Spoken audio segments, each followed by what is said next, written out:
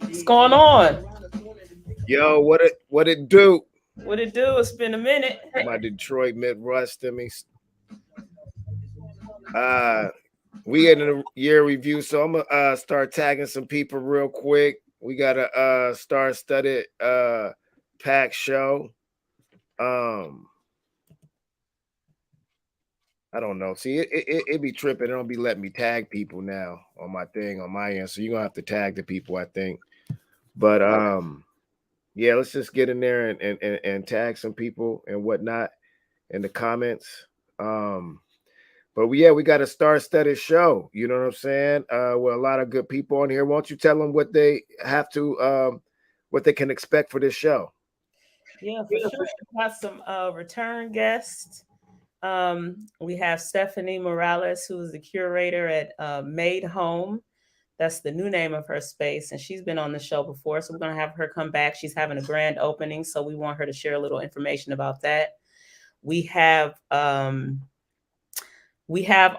diva Tiffany Wilson. You know, she's a favorite on this show and in Seattle. So she just started a new apparel line. So she's going to come on and talk about her hoodies and her t-shirts, and the passion that went behind that, you know, was the foundation for creating that.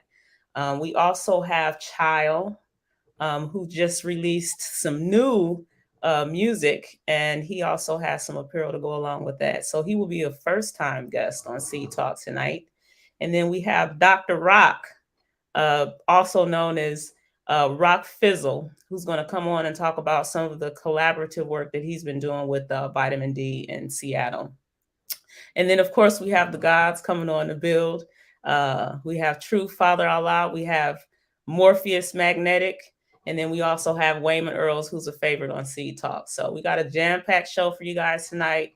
And then we also have the Seed Talk guest of today, Bobby Digital, aka Bobby Alexander. We got Precious. Bobby Digital. He goes by Bobby Digital now. He's the RZA. That's my nickname for Bobby. He didn't took Bobby. He didn't. Oh wow. We got Bobby. We got Bobby Digital, aka Bobby Alexander. Mine for Bobby is Tank Top Bob, because he's the guy who had enough nerve to get on the first, Seed Talks with just nothing but a tank top. I ain't mad at him. Sometimes you got to be chill, you know. And then we got Trish the Dish, aka Trisha Diamond, who will be joining us later this evening. So y'all tune in. We're gonna be talking about a lot of things tonight, wrapping up to 2022 year, and then also covering some things that have been happening at the beginning of this year. Yeah. He had no idea his nickname was Bobby Digital. Well, now you know. He said Chest Hair Allah is talking. Wow. Is that what we're doing now? That's all right. Okay. I don't know what else to say. Chest Hair Allah. That's a nice one, Bobby. Yeah. Nice. It's hard to rib Logic because you know he's pretty astute at those types of things. Not really. I mean, we let Mighty Mouse get a head start, and then we can just turn into the cat that we are. You know what I'm saying? What's up, Precious? How you doing? You said that Stephanie Morales is supposed to be up here first at 7:17. We let some people get in the room and whatnot. Yes. Yeah, for some odd reason I lost my heat up in here, man. Like, I don't know. Must have blew a little fuse up in here or something. But yep. So I don't see Steph. I know we got a lot of stuff to talk about. We got a jam-packed schedule. But if you wanted to start talking about a couple issues, why people get in the room and why people get backstage. We actually, Miss Wilson will be coming on in a few minutes, so we can prepare for that. Tiffany Wilson has been on the show before. We covered, I think it was LGBT. She was on the show with, who was she on the show with? Do you remember? I can't remember. But it was a good show. It was a very good show. But this time she's coming back to talk a little bit about her apparel. So we expect her any second now. I don't know if you all know yet. I think you all probably do, but in case you don't, I moved to Seattle a year ago, um, almost to the date. It was a year ago, this time last year, that I moved to Seattle, and I had the pleasure of seeing Tiffany Wilson live. It was at Chateau Saint Michelle, and it was an awesome show.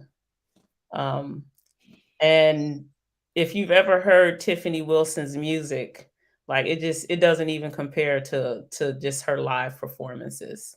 So that was a really good experience. I know Logic has heard her live, and she also sang live at one of the Griot Party experiences She's too. she's the Griot Party's official singer for the Griot Party, which we got coming up February 11th, celebrating Black History Month and the ancestor Hiawatha Lost. I'll put the contacts in the comments. We're gonna have, drinks, food, DJ CB4. We're gonna have vendors. It's gonna be all the way live. Yeah. So February 11th, you know what? I'm about to get my Dr. Umar on. February 11th, Hiawatha Lost. I said February 11th, Hiawatha Lost. I said February 11th, Hiawatha Lost. Black History Month celebration. Black History Month celebration. Black History Month celebration. Now you gotta hit them with the link for the donations to the school. Nah, not yet. But tickets are available on Eventbrite. I'll put it in the actual comments and whatnot. But we're gonna have a good time in all seriousness. Food and drink. We got a bartender. We got live music by DJ CB4. We got some spoken word with Elijah, Mueed, Karama, Miss Flows, Ibrahim, myself. So I might even get on the mic and spit a rhyme. Do what you do. Do what you do. Yeah. What's going on, Tiffany? How are you? I'm good. It's good to see you. It's good to have you back and see talk once again. Thank you. It's always good to be back. Lovely, lovely. So I was telling everybody that I had the chance to see you at Chateau Saint Michelle this past summer, and how awesome that show was. And I met your wife. Yes, it was pleasant to see you in the room. I mean, like, because we had interaction here and mostly online, and so and then of course the whole great separation for a minute there where no one could see each other. So it was like, wow, it was nice to see you show up there. Yes. So I wanted you to come on. We wanted to have you on to talk about your apparel line you recently launched. Yeah. So tell us a little bit. I see you have one on right now. Can you? I do. Okay. Let me see how does it work. It's my American Indian one. It says American Indian, established in the beginning. Okay. And then just my company name, Copper Queen Collective. Copper Queen. So I saw the one that says Copper Queen. Yes. You have that one, and you also have a T-shirt that says Tribe. I do. Yep. Okay. So I have 5 different, or 6 actually, 6 different designs, I guess you could call them. I have Tribe, American Indian, Copper Queen, Copper King, Ye Are Gods, and Copper Kid. Okay, so tell us a little bit about the inspiration behind creating your apparel line. I'm gonna be trying to be mindful of my because it gets out of control. Okay. So, long story short, I have a group of women that I speak with every Sunday. We're one's in LA, one's in New York, and we are always just bouncing ideas around. And so just during a conversation one day, I said something about Copper Queens. Over the last few years and throughout the pandemic, it just, I don't know, maybe it's been building up. I just wanted to be called Black, this is, it was starting to grate against me, and I was getting these what I feel are downloads in regards to who we are and our what's we should have a nation. Everybody got a nation. Where's ours? You know what I'm saying? Why am I spread between two? And anything that looks like me has to denote Afro and this before you can say Afro Latino, Afro Cuban, Afro, and it's like, No. And so it started to grate against me. And I decided, well, historically, what I had read was when settlers and colonizers, whoever came, what they discovered were already here were a copper colored people. And when you look at pennies and anything, from brand new to old, um, there's beautiful shades in there. And I felt like that suited us more than just black. Okay. I'm definitely copper. Absolutely, right? Then throw some of that, rose oil on there and you glisten it and it's good. Glistening all over your body. All over your body. So your apparel is a testament to who you are. Yes, who I believe we are. Okay. I think that yeah, I believe that this was our nation and this was our land. And I agree with that. so that's all. So I did it. I started Copper Queen Collective as an alternative to, whether it be Black Queen or Nubian Queen or anything like that. I do feel like, so often we hear, I don't see color, but I think it's absolutely imperative that we see color, Yeah. And so I thought, yeah, copper. I'm always curious of how people that don't see color stop for red lights, but I hear a lot of my melanin deficient brothers and sisters talk about I don't see color. I'm like, oh, okay. Okay. Well, a horrible driver record then. Yeah. Now, Tiffany, tell our listeners how to get into how to purchase your product. And I'm gonna actually put the link in the chat as well.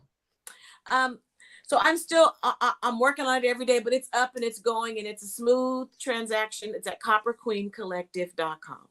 Copperqueencollective.com. Okay. Putting that in the link. And so yeah, I've never done anything like this. This is really new. And I'm really enjoying the process. It's been just fun. To get up every day and be creative. And, I'm learning how to graphic design a little bit. I started taking piano lessons. I'm doing all these different things. And so I'm having a lot of fun. We about to put you to work. We're about to put you in collaboration, put you on some keys. Okay, I was trying to get Dr. Dre to run for his money. Yeah. Piano lessons with, Tiffany. I'm sorry, one more time. Who are you taking your piano lessons with? Her name is Roz. Okay. It's just a friend of mine she's from Ohio and just a sweet lady. And we either get together or we do over Zoom. I've only had three lessons. Okay. So I'm still really new, but it's hard. I mean, yeah, getting back on the Copper Queens collective. No, seriously. Yeah. I love the apparel because it stimulates conversation amongst us. Yeah. So me and Tiffany went rounds a couple times about because I'll identify as Black, I'll identify as Moor, I'll answer the African American, I'll answer the copper, I answer the brown because aesthetically that's what I am. And what that does, it produces breadcrumbs for you to educate yourself. And so in all seriousness, I really love the fact that it teaches you how to wear something that creates discourse and then educate yourself and then spread it with the community, and that you can have these conversations and actually build community even when you don't agree. Right. Oh my God, that's amazing, because Black people always know how to agree, but we need to find out new ways to disagree in a healthy way. And Tiffany and I have always done that, because I'd be like, hey, I'm Black.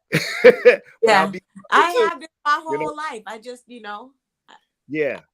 So I want to let you know that you definitely inspired me. So I have made it. I used to always say Black and brown. People like, well, Latinos is brown. You always talking about the Latinos. I'm like, they don't have exclusive rights to brown because aesthetically I am brown. But then I add to it, I like Black and copper. I like Black represents, like, I say, represents my relationship to the universe and the earth, you know what I'm saying, and melanin and carbon.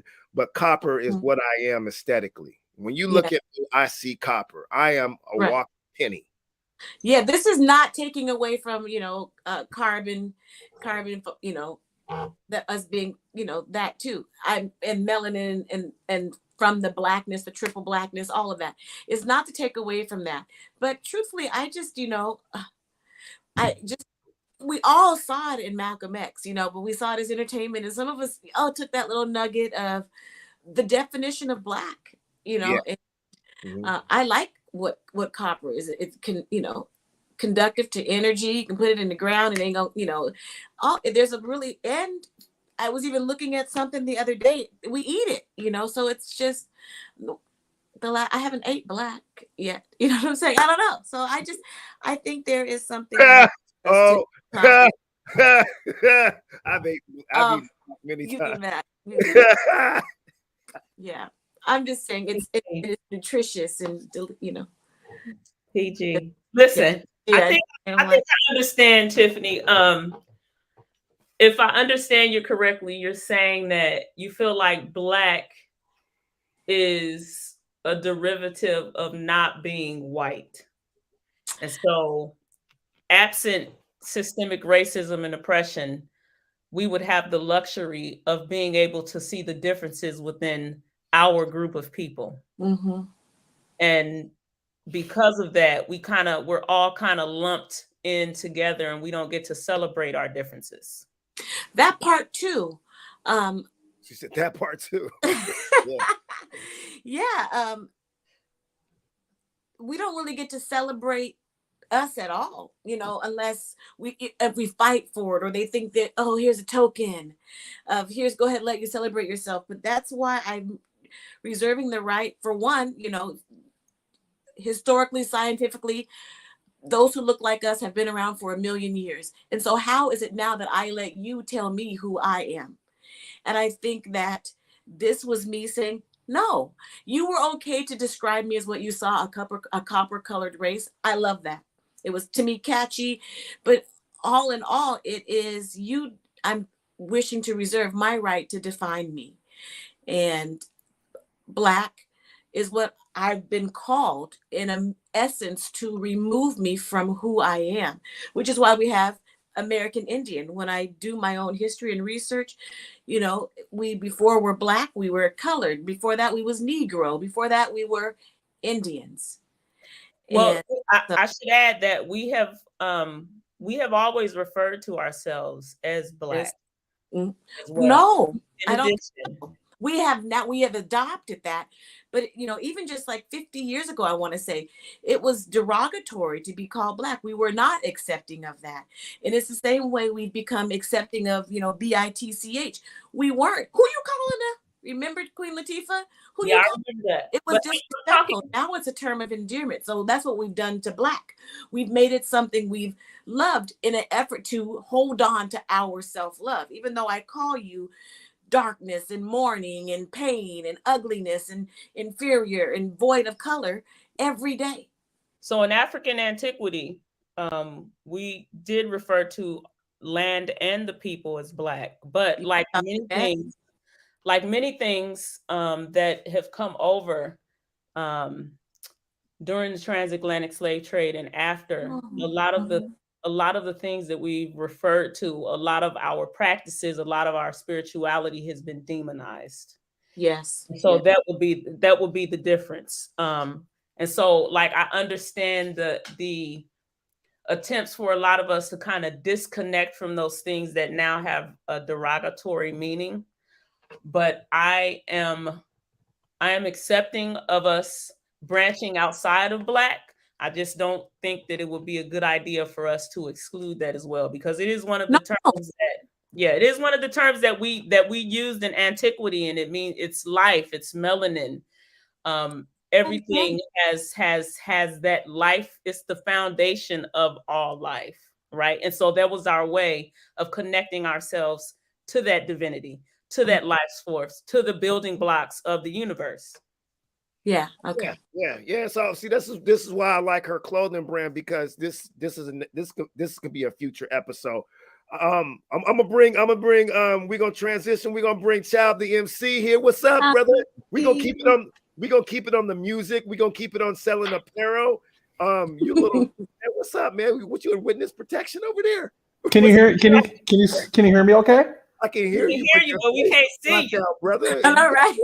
I got his face blocked out. This brother What? got warrants. You can't see me Not Smile. really. Smile. No, Oh, The because of hat. the speaking of because of the hat. did she just now tell this man to smile so we can see him? Don't do that. I love it.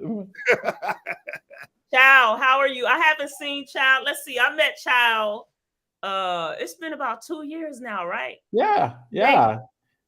And let me just say, you look as lovely as ever. I love your beautiful smile Thank you. Oh. and your great personality. You are just an awesome person. I love seeing your little posts on social media. I am smitten. Child. I am Hey, smitten. yeah, turn your hat to the side or backwards or something. You know. Let me see. Yeah, Let yeah. me see. See, that's a There little you bit go. better. Let's see. Does Yeah, that work? a bit better. Yeah, that's better. Okay, cool. So, Child, you have some new music and you have some apparel to go along with it. Tell us a little bit about that. Well, thank you. First of all, thank you guys for inviting me. It is always great to see one of my best friends and Mr. Logic, Amen. I still call him P P Love. Damn. Pierre, that's my name. You know, that's my boy from way back. But Too bad I'm not trying to keep anyone away from my Christian slave name. Damn.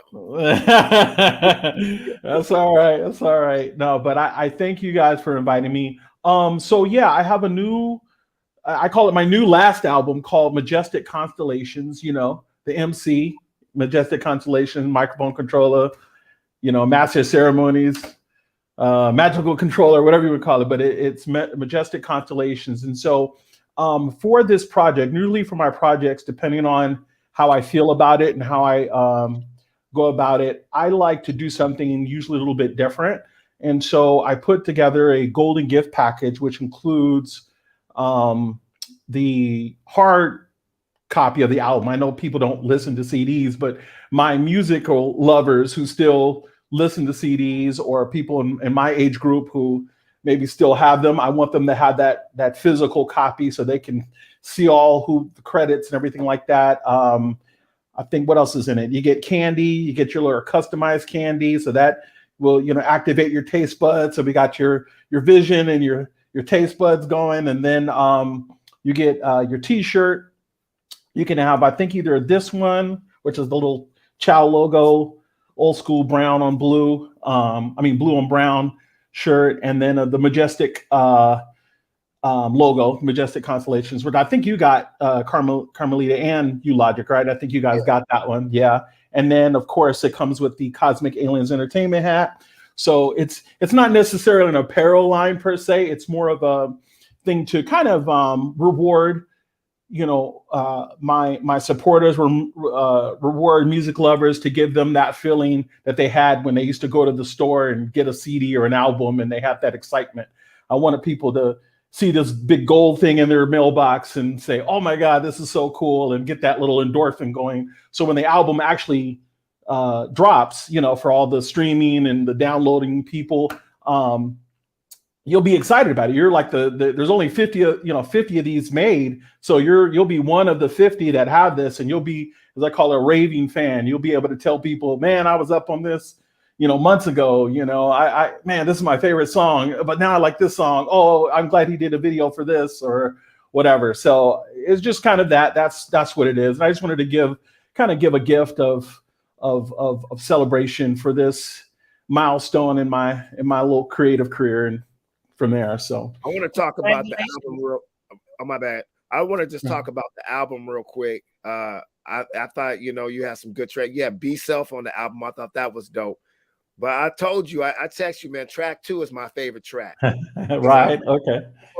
I heard that story. You told me that story damn near 20 years ago. Yeah. About how he was delivering pizzas and you got robbed in Atlanta. Yeah. The second verse, hold on. The second verse, when you seen dude in public and then he took off, is that true, or was that just like what you wanted to happen, but it didn't happen? No, so it's a funny story. So the guy, actually, the guy who did it, I think he's in jail because he ended up actually getting out not too long ago, like around the time I was doing with the break room stuff. And literally, he was probably like right down the street from where I was recording and didn't even know he was out. But he ended up going back to jail for like trying to throw a girl off the balcony of a hotel. So I was kind of like, all right, well, anyways, but yeah, that situation was a real situation. What happened was the police, they were trying to find the guy. They came over to my house, whatever, and showed me the lineup. I'm like, yeah, that's the guy, whatever. So the guy ended up being found in Decatur. He was out there and he had my car and he actually ran into a tree running from the police officers. And so that's kind of how that went down. And then he ended up, that's how he got caught. Like they found my car, and he was there. So, so that's kind of like a little bit of a twist. So actually, it's a great album. I encourage everyone to get their gold package and whatnot, their hat. Do you have any left, Kyle? I have. It's funny you say that. I just counted them. So I have, I think, 3 of the Majestic ones left, and I have 4 of the child shirts off. Like I said, I had 50. Honestly, I didn't think anybody was gonna. I know that sounds bad, but I didn't think anybody would like buy it or purchase it or whatever. I think I priced it for like $50 because that's what it cost me. Honestly, I'm not like making a profit. By the time I mail it out, like if I make $1 profit, I'm happy. But it's not even about the money part. I wanted to, like I said, do this for 50 people. And there's going to be a reason behind it. I won't tell you now, but it's really to celebrate, people who love music and love the kind of music that I do. But yeah, I have about, if you go on my website, thechildmc.com, and you click on the, I think it says listen to my music link, you'll see all my stuff there. So if you take your card, I think you probably got some stickers and a card in there. If you take your phone and you turn the back of that card, it'll take you right to the website where you can go and when the album drops, you'll be able to find where it is on Spotify and Apple and Amazon and Bandcamp. I broke down and got Bandcamp because of yeah, I broke down. I feel the story behind Bandcamp is I always thought like we gotta make it quick, man. We got Rock Fizzle backstage, man. We gotta get gotcha. No, I thought it was always thought Bandcamp was like if you weren't like professional, you threw it on Bandcamp. But once I realized that like you could do something, whatever, I put it on Bandcamp as well. So for all my downloaders who like Bandcamp, all my old stuff and the Majestic Constellation album will be on there as well. So really quick, I put your link, childmc.com in the chat. Now the job form that you sent me on Instagram, is that the link that they can use to purchase? Yep. That's the company job form. So if you go on there, the job form will be on there. It is safe. It's not I try to make it as easy as possible. You can use PayPal. If you don't have a PayPal, you can use your debit or credit card. Usually takes 5 minutes to do. Just boom, and you're in. Perfect. Thank you both so much. Businesses. Congratulations. Thank you. Doing and all of the contributions that you are making to our community. We really appreciate you. So when am I going to see y'all smile again? I want Carl Mealy to come down here to Vegas. Yeah, I'll be down there. Man. I'm come on down. We got to party again. Definitely. All right, you guys have a good one. Rock Fizzle, where you at? Have a good evening, you two.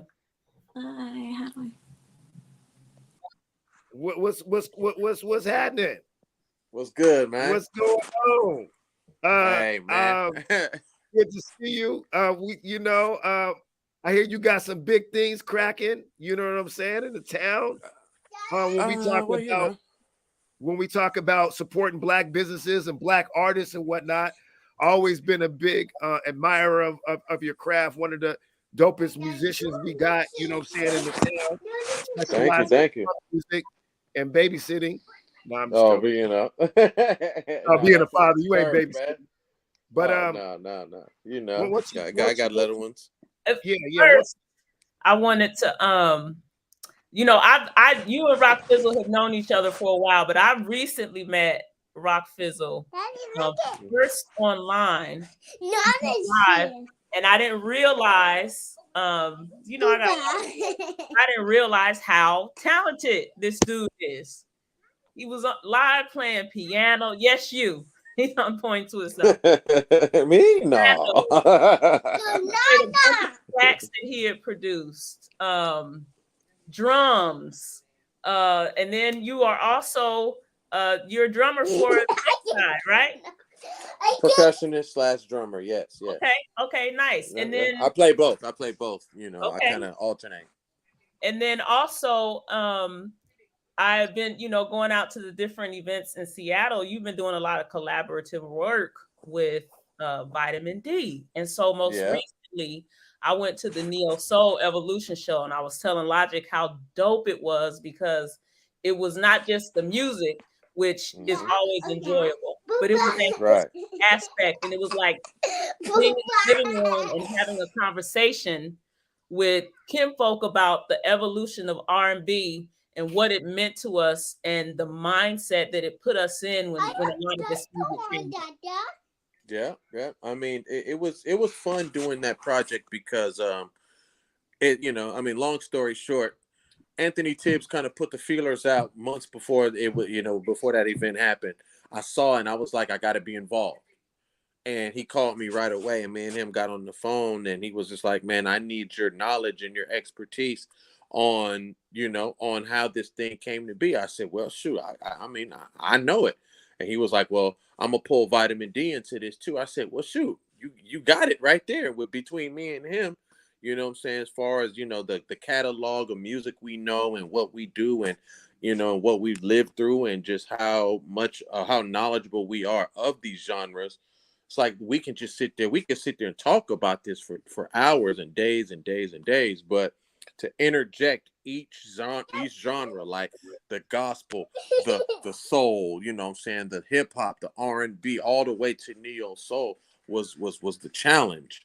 Connecting all those dots and making them all make sense. You know what I mean? And it was fun being a part of the writing process of that.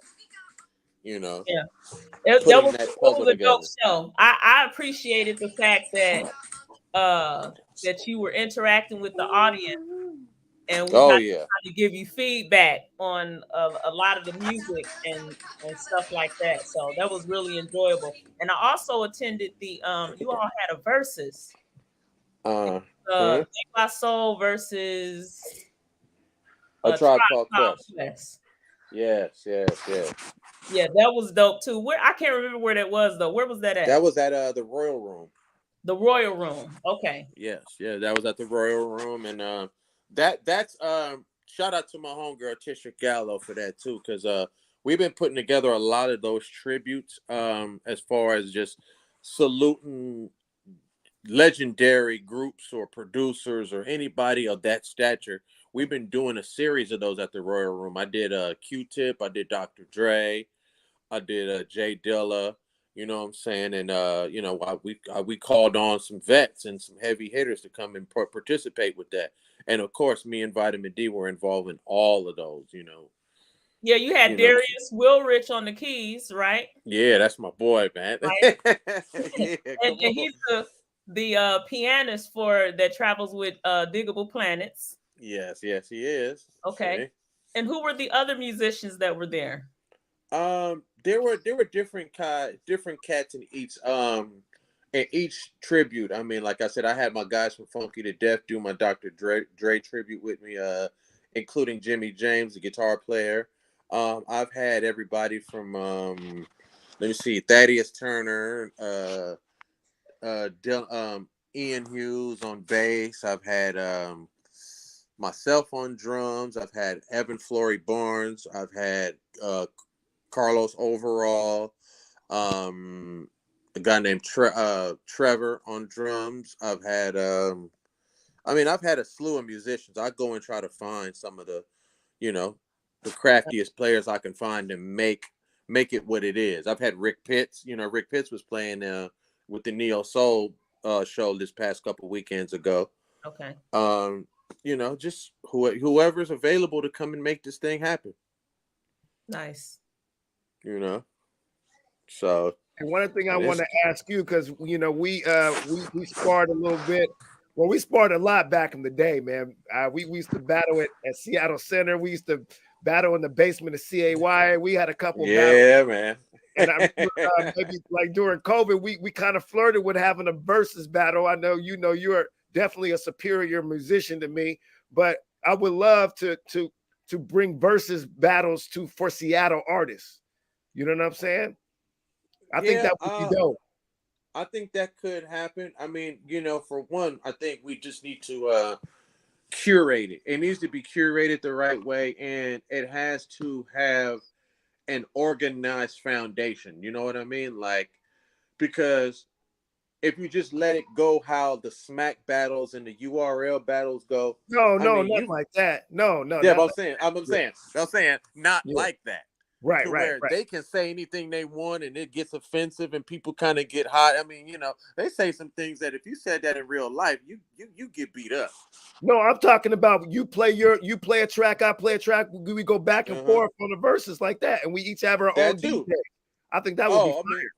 That too. I'm saying even with the hip, even with some some MCing, you know what I'm saying? You get the elements involved, not just with beat battles. I mean, because we've had a lot of beat battles up here, but I would like to see some MCs kind of do some things, with some wordplay, clever wordplay, not just bang bang shoot them up. I got clips, I got this and this, because that's all they talk about in these other battles.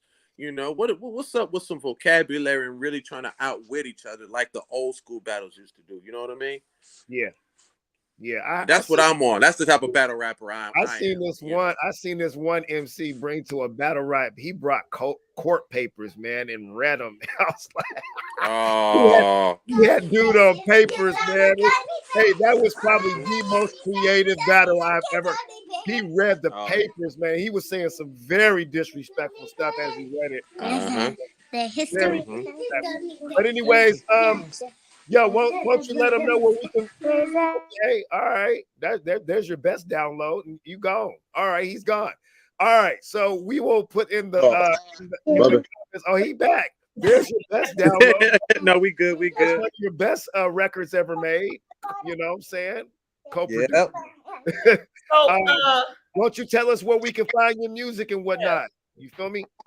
Well, I mean, the best place to go is you got to go to my Facebook page because I have playlists of my music all over. Like I curate my own playlist from artists that I've worked with, and then I'll just post the playlist so it makes it easier to find. But I think I may have made it public on Tidal and Spotify and Apple Music. Okay. Usually, I usually go and create a list called "Produced by Rock Fizzle." But I'll go and see if they're all public, and I'll share them. You know what I'm saying? I'll share them on my page again, so people know where to find a lot of. When you went live that night, you played some tracks I want to get my hands on, but they not even out yet.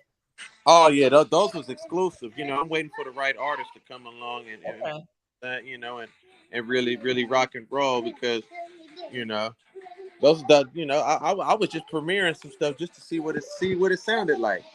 Yeah, it sounded really good. Can you tell us a little bit about some upcoming projects you have going on, and tell our listeners where they can go to find out where your events will be held in the city? I know I follow you on Instagram. Yes, and a lot of times I'll see events posted on Tish's. I think you follow me on Facebook also as well. I just think you don't recognize the name. Yeah, I do. I follow you on Facebook and Instagram. Is there like a central location where they can go to find out about all of the musical events in Seattle, or is it best just to follow you on Instagram and Facebook? I mean, if people want to know what I'm doing personally, it's to just follow what I'm doing because I don't participate in everything going on because there's a lot of you guys shh, see that dealing with the munchkins. There's just some things that I just don't take part in because I'm not feeling the music. You know what I'm saying? Hey, touch that one. 100,000. You Million. know, there's just some things I don't participate in because the music just don't reach me. It don't move me. So Okay. you know, I don't really go to clubs where they're playing a lot of stuff because I don't like it. You know, I go to spots where musicians are playing because that's the zone I'm in right now. Right. It's really about real music. Well, man, if you like, man, you got to come out to the Griot Party February 11th. The Griot Party February 11th. The Word. Griot Party February. I'm getting my Umar Johnson on. February Hiawatha Lofts, February 11th, 5 p.m. Yo, we're gonna have a Griot party. Seriously, we're gonna have Phil on the keys. We're gonna have Mike on the guitar. We got DJ CB4 on the wheels of steel. We're gonna do some spoken word, food, drink. It's gonna be dope. Celebrating Black History Month. You know what I mean? So, Word. yeah. But go ahead.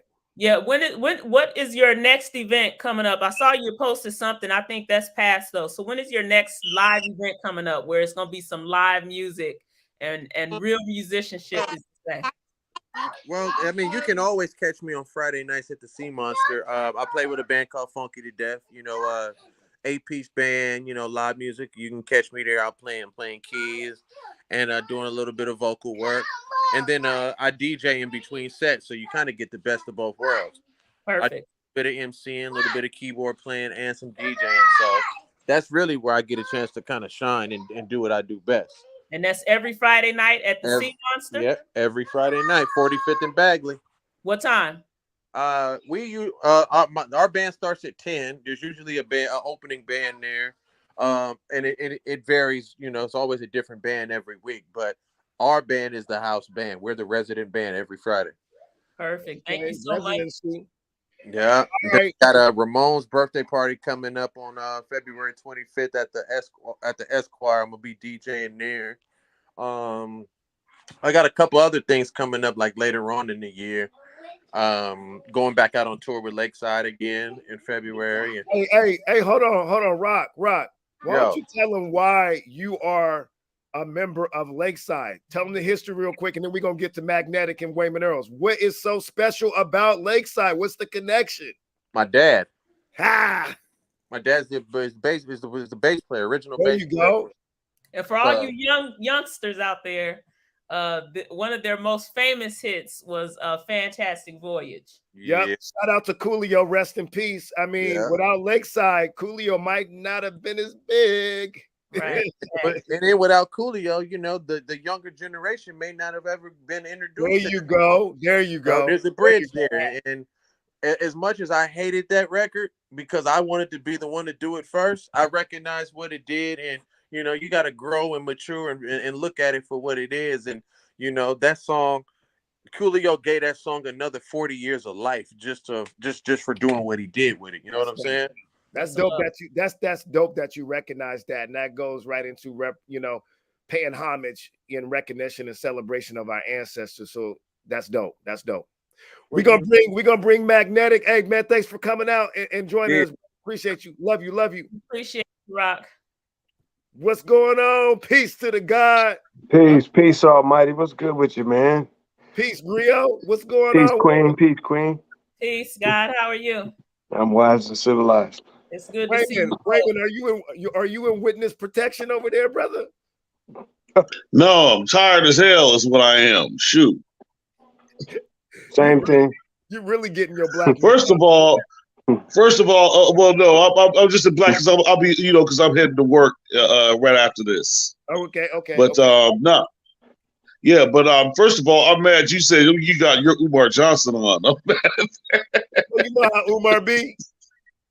You know how he be. You know, right? hey, you gotta market yourself. You gotta market yourself. You gotta advertise wherever you can get in. Get it where you fit in. Man, come out to Black History Month celebration. The Black History Month celebration. Black History Month celebration. It's the Prince of Pan-Africanism.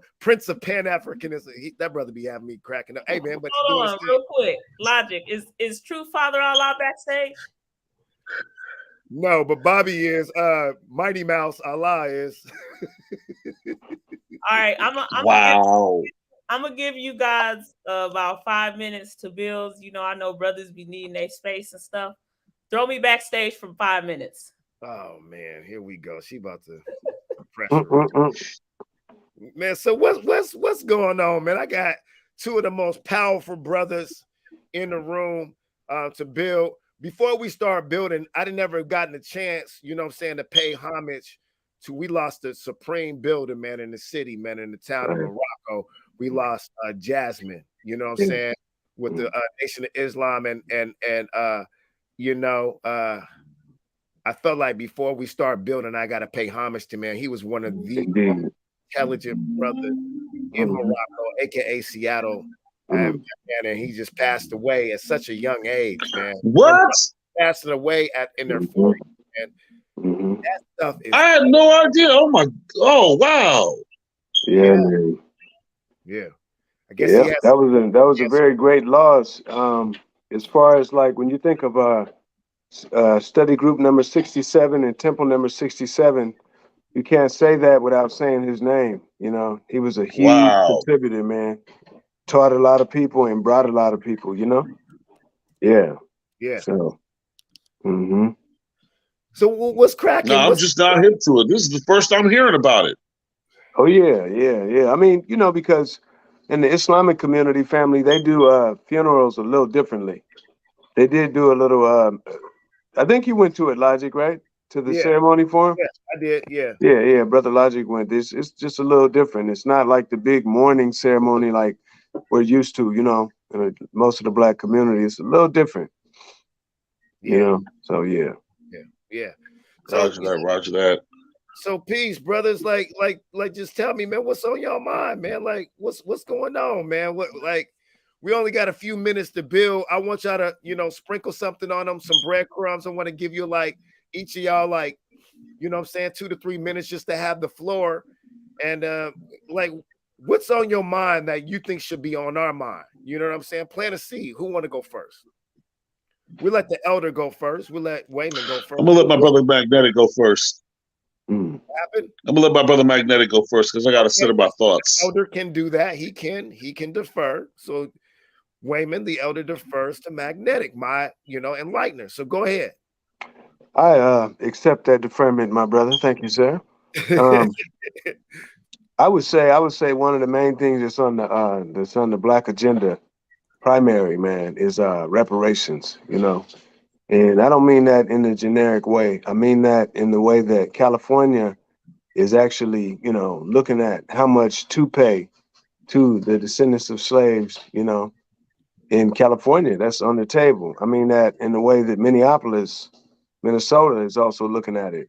I mean that in the way that New York is looking at that. You see what I'm saying? So this is something that was once, something that was talked about in back corners that's now become a very mainstream and real reality, for us and what we're going to do with that. And not just like as a one-time thing. That's just a partial, that's just a piece of the reparations that's going to be paid, being that it's in compensation for the housing discrimination, the redlining, you see. That's not even chattel slavery. That's not even post antebellum slavery, See, so there's other parts of it do as well, but this is something that, we really need to look at, and when we're talking to our senators, our representatives, we need to have this language in our mouths to go in their ears, you see. Yeah, because there's some stuff, y'all, that we can fix as a neighborhood and as a community. There's other stuff, well, we're gonna need to tap into the national budget to really efficiently remedy. You understand what I'm saying? And that's what reparations is for, you see. Some of that stuff we got to go to Geneva. That's a UN issue. You know what I mean? Like Malcolm was trying to do, you know?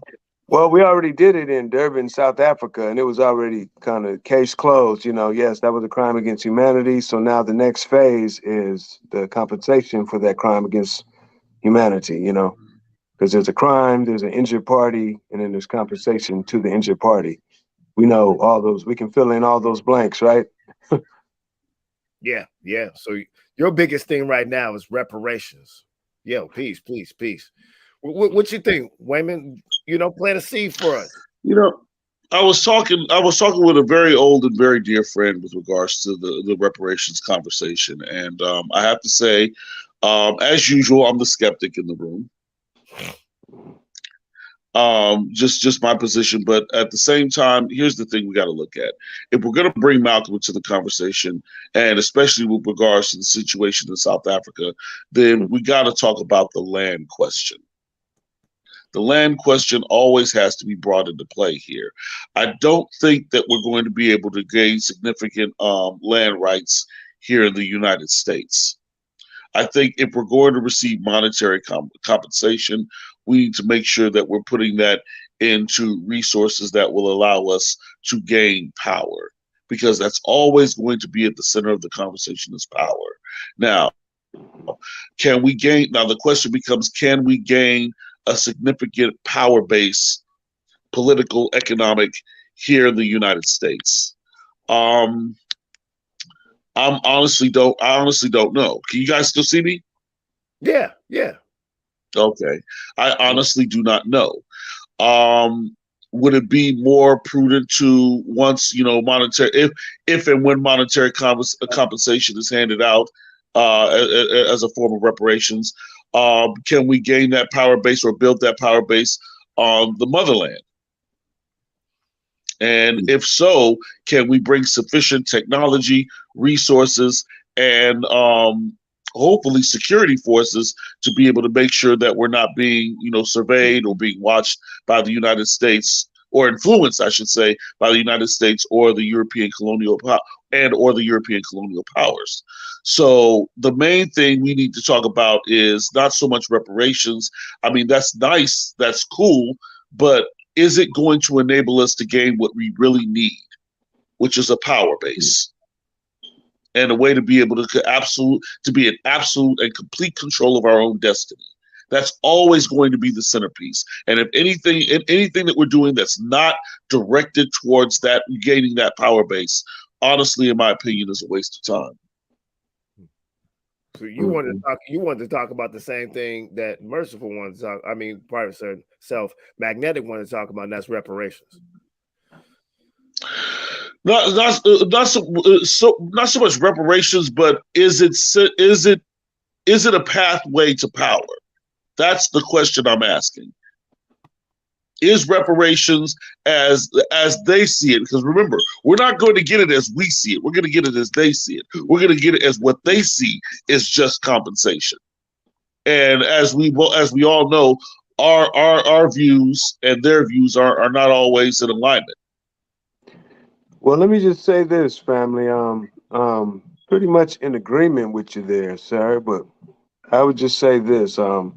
There's some aspects of reparations that we have to give to ourselves because we're dealing with repair. And there's some repair that has to happen internally, right? That we have to do, right? Absolutely. The reparations for the mind, the reparations, I would say, for the soul and the emotions. That's something that we have to do for each other. But then as far as what the American government can contribute, right? And the American economy can contribute, that's economic. We don't want them to be contributing on our emotional and our mental reparations, because we know how that'll go. Absolutely. You see what I'm saying? And I want to be, and I want to make sure that's actually a great point. I'm glad you brought that up. And I want to make sure that I'm being very, very clear. The emotional, spiritual, and intellectual reparations that has to be handed out through us, by us, to each other. And a re-education. Right. And a re-education for a new reality in the 21st century.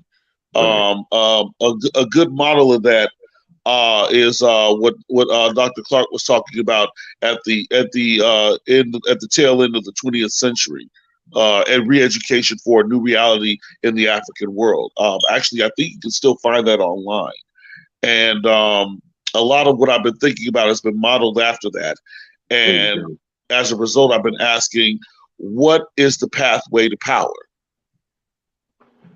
And it has to be what we're doing for ourselves. It can't be anything that the United States, in their effort to repair, which I'll be honest, I don't have much faith in, or at least hand out economic reparations. I don't think we can bank on that. I think the main thing we need to do is make sure that anything that we're doing in terms of political and economic reparations, we need to control 100%. And then, of course, when you were talking about the emotional healing, the spiritual healing, the intellectual healing that we have to undergo, still have to undergo. We still haven't gotten that show on the road, at least not en masse. So that's also an aspect that we have to look at. So yeah. Here's the thing, though, family. I'm gonna just say this. I want to put this in there.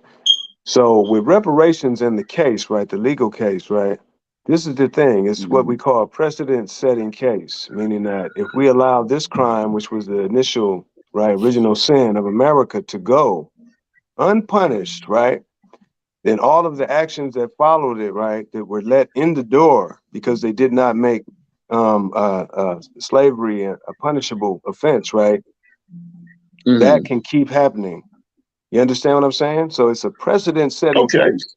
And based upon if it goes yay or nay, it says if they're going to allow and continue stuff like what? Human trafficking, right? Extortion, right? You understand what I'm saying? Because all of these things happen within slavery. So if there's not a punishable, if you can't tag some punishment onto it, right, for that offense, then people are going to continue in the future to do stuff like what happened to us during slavery. And that's what we mean by it's a precedent-setting case. But if punished correctly, people could bring an end to a lot of these crimes that continue to happen to this day throughout Africa, throughout Asia, throughout the world. So hold on. It looks like we got a nice topic for a future episode. We got to move on, and we got to Bobby and Precious get into the next segment. But I'm gonna put y'all backstage and real quick. And then we're gonna bring Bobby and Precious up on the screen. Oh, Bobby. Oh gosh. Hey, Truth should be backstage, isn't he? I do not see Truth. He missed the bus. Okay. The Beige Warriors are here.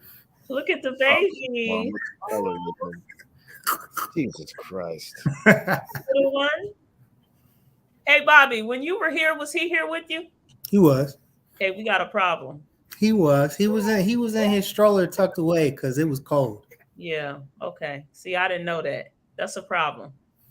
He was there. Just know that yeah. If I had known the baby was there, I probably would have been over there. I saw your mother though. Oh, you did? Yes. Did she have the baby in the stroller? My fiance had the baby. Who was probably standing next to my mom. I didn't see your fiance. Oh, she's there. Okay. He was there. All right, you gonna sit down. What's going on, Precious? Hey, he got the old man. True Father Allah. Peace. Yo, peace.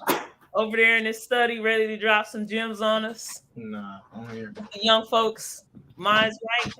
I seen Mr. Spears on here one other time arguing with Logic about who had more books, and I was like, I'm gonna sit this one out. No, he ain't got more books than me. Y'all were literally sitting there arguing about this. You got this copy? He was like, all right, but you don't have volume 2 though. And I saw it. I was like, see, you know what? See, you're hating though, man. This is facts. Why would you tune out when two brothers is arguing how much knowledge they have in the form of books? Because I'm not competitive in this. I'm just not on y'all level. That's all. Okay, yeah. You didn't read no books in law school. Exactly. I feel you. So what we doing, man? We back. Oh, we gotta take that off, man. No more reparations movement going on here. We ain't talk about that no more. First, I want to say, what's up? Ahead. Yeah, I got something I need to say. Something to say. We talking about February 11th. February 11th. Black History Month celebrations. The Black History Month celebration at Hiawatha Lofts. Hiawatha Lofts from 5 to 10. It is the griot party experience once again. The griot party experience once again. Yes, I am channeling the energy of the living ancestor, Umar Johnson. But no, seriously, February 11th, Hiawatha Lofts, Black History Month celebration, food, drinks, griot party experience. Come join us. Hit me on my inbox. If you hit me on my inbox, first 5 people, hit me on my inbox. I'm gonna give you a free ticket to the party. So, anyways, what's up, Precious? What's up, Bobby Bob? What's up? Happy New Year to everybody. It's been a long time. I know we said we was gonna do a year wrap up, you know what I mean?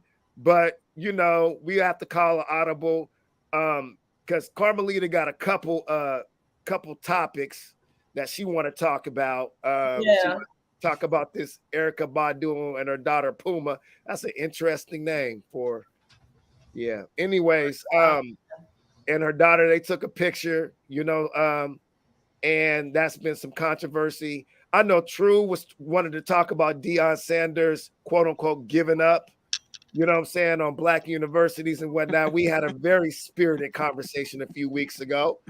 And what was the other? Oh, yeah, Kanye West, you know what I'm saying? Well, there's so many things to talk about. I'm going to let Carmelita throw something out there and let's just start fighting. Man, why you make it sound like that though? But you're right. It's going to be a fight. I hope y'all ready. Listen, first, I want to give a shout out to Bobby Alexander. Bobby Alexander, aka Bobby Digital, who was here for MLK Day.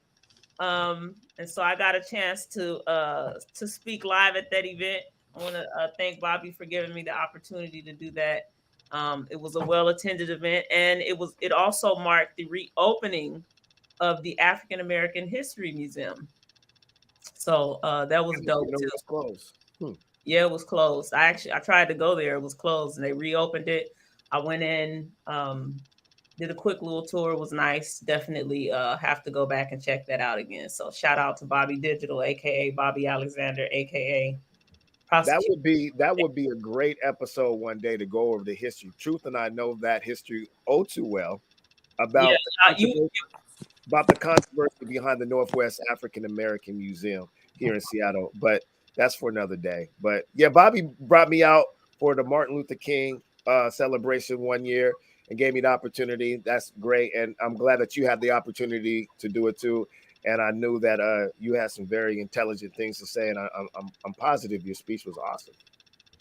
Yeah, it was good. It was I feel like it could have been better, the delivery, but one of the reasons that I did it is because I didn't want to. And so part of working on, you know, honing finer skills is forcing myself outside of the box that I'm comfortable in.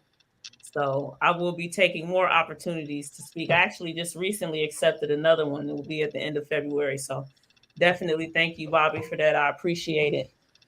And let's get into these topics. Let's rumble. I feel like this is we in the WWF arena, and they didn't hit the bell, and I'm putting on my Vaseline. I'm about to take my earrings off. Go ahead, just give us the topic. Stop stalling. I ain't taking my wig off though. Man, listen, it's so many things that we could talk about, but let's talk about the first one. Let's talk about this picture of Puma and Erykah Badu. That's what I want to talk about, because this is something that feels really close to home to me. Puma, I see you over there. I see your head bobbing up and down. True Father Allah. Puma posted a picture of herself and her mother, Erykah Badu, and they are faced away from the camera, and all you see is their bodies from behind, and they have on pants and they have on shirts, and they are nicely shaped black women, like a lot of black women are. And so there are some comments where people are taking issue with this picture because they feel like, one, Erykah Badu is sexualizing her daughter, and two, that her daughter's too young. And so I posted the picture, and I did not respond to any of the comments because I really just wanted to see what people were thinking in general. And I know that sometimes when you include comments, it could sometimes sway the opinions of the people who are commenting. So I don't know. What do y'all think about this picture? I see what Bobby put in that's a really nice technical way to describe that picture. Quadruple cheeked quads. That's 4, right? 4 cheeks. I found nothing wrong with the picture. It was just a picture. Okay. I mean, I didn't find nothing sexual about it, but we kind of have to understand, us as black women, we always been hypersexualized no matter what we got on. Whether we fully covered up, or we got our belly out, or we got our ass cheeks out. One way or another, they're going to find a way to hypersexualize black girls and black women. So with that sort of notion, people going to say what they want to say. I thought nothing else more about a picture, but just a mother and her daughter taking a picture. If anything, I was looking at Erica Badu long ass feet. That's what I was looking at more than anything in that picture. I wasn't even looking at her rump or her ass, because I already knew Erica Badu had a nicely shape. I mean, we already knew that when we saw the on the window seat video. She a nicely shaped woman, but I didn't sexualize her because I know in that particular music video she had a message. So yeah, so let's go back. Black women always been hypersexualized, and in 2023, I'm trying to understand why we're still doing that to ourselves. Yeah, I just think, yeah, who up next, man? Y'all be careful messing with Erica, because she'll get you. She'll get you. She'll get you saying stuff that you can't come back from, boy. Erica will get you. That is a very intelligent woman. Bobby, what you think? I think the only part of it that was remotely, I guess, interesting was just that it was a mother and a daughter. If you took that picture with two friends around the same exact age, I don't think anybody would really have anything to say about it, whether that person is a minor or not. So if that was two 16-year-old girls doing that same pose next to each other, it would be met with, yeah, that's what I expect from people. But because it was a mother and daughter, I think that the person out there who wants to be triggered by it is choosing to believe that the elder Badu, I guess is what I'll call it, is advertising her daughter. But in that context, that takes us back through history, right? And then it's just that any time that the black body is shown, then it is also being advertised. So if you want to believe that, then I suppose that is the lens that you're choosing to view the picture in. And so I think this is like so many other things where you get to choose how you identify something. You get to choose your perception. And it's fine to look at it and say, there's two folks taking a picture together. This is a mother and daughter having a good time. But there will absolutely always be a person who says, you say but?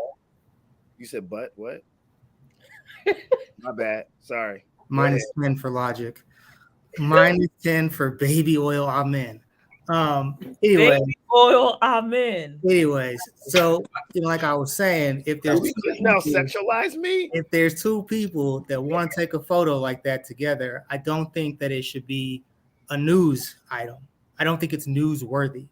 Okay. I think it's only newsworthy because people place a value on it, or they place an adjective on it, like it's sexy or whatever. But to the extent that every single person that exists who takes a picture can be sexy, that's always a possibility. So I would just leave it at that. True father, Allah. A picture speaks 1,000 words. So just like you said, people have their perspective on, and they can have it and see it in whatever lens they want to see it in. And we already know that Badu, she hypersexualizes herself. She has been known to overtly express on how good her cuckoo is, on her body, on her, you know what I'm saying, on how fly and how she gets, and she attracts men, and she does what she wants. She's the ruler with her body. So, I mean, that in its own self is a dynamic, I guess you can look at. But I strive when somebody puts something like that, and I look at it also as clickbait. You know what I'm saying? It's meant, it's put out there to get replies, to get responses. You know what I mean? So I do see that. Of course, she had the shirt tied up in the back with her thong showing, and it wasn't just pants. These was damn near see-through leggings that both of them had on. And so you're going to see everything. Okay. So my thing is that I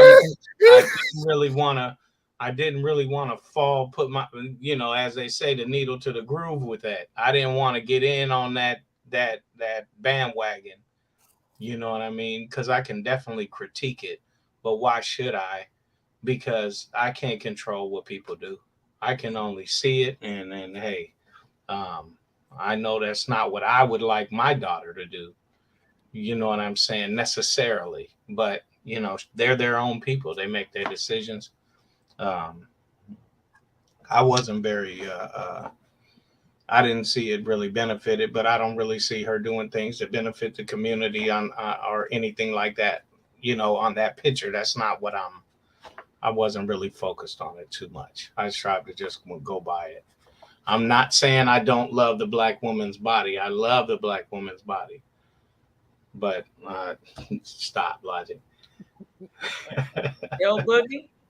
Huh? No, because I said, but you know him, right? Right. So Yo. that's all. That's all I'm saying. She just doesn't. She knows what she was doing. She's a very good marketer. You know what I'm saying? And so I would not put it past her that this was kind of a marketing So, idea. Truth, I have a question, right? Mm-hmm. He said that, like, come on, yep, let me hear this bullshit.